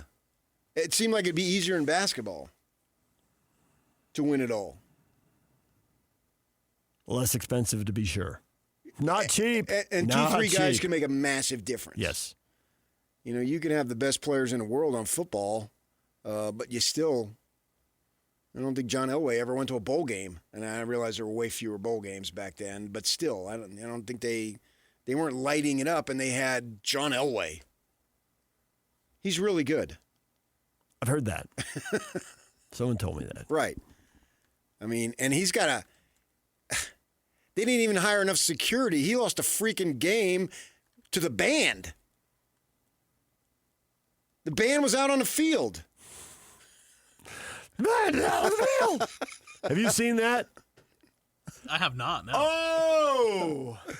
And Eddie's so good, a sportscaster in Santiago played it every day for a week. And now the end of the Cal-Stanford game again. You've never seen anything like it. Just type in the Cal-Stanford, the band's out on the field. Yeah, it's on YouTube. You got to see it. Oh, yes. You have seen it. Now that I'm and the trombone player gets recollecting. blasted in the end zone. Yes. You deserve toughen up, trombone player.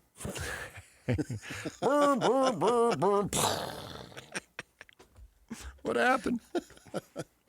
That's why we love sports. The band is out on the field. The Utes fans stormed the field 3 times. There's a lateral to John and another one. He's in the opening. And the band I think that was John's last college game, I believe, wasn't it? It was. Yeah. It was, and he was bitter when it was over. That was to get bowl eligible in an era when there weren't nearly as many bowl games. Right, and so you can win it in basketball. I just wonder, even a guy like Cody Campbell, are you just going to continue to pump? So they get beat next year in the playoff, which is going to happen. I'm tripling down. Unless they win it all. But they're not going to. Then they get beat. Yeah. Assuming they make it. I mean, you just gifted them that. Well, Cody gifted him that. I didn't gift him that. Well, does Cody want to give that kind of money if he doesn't even make the playoff? Even worse. Right? I shudder to think. Lubbock can go back to just being Lubbock.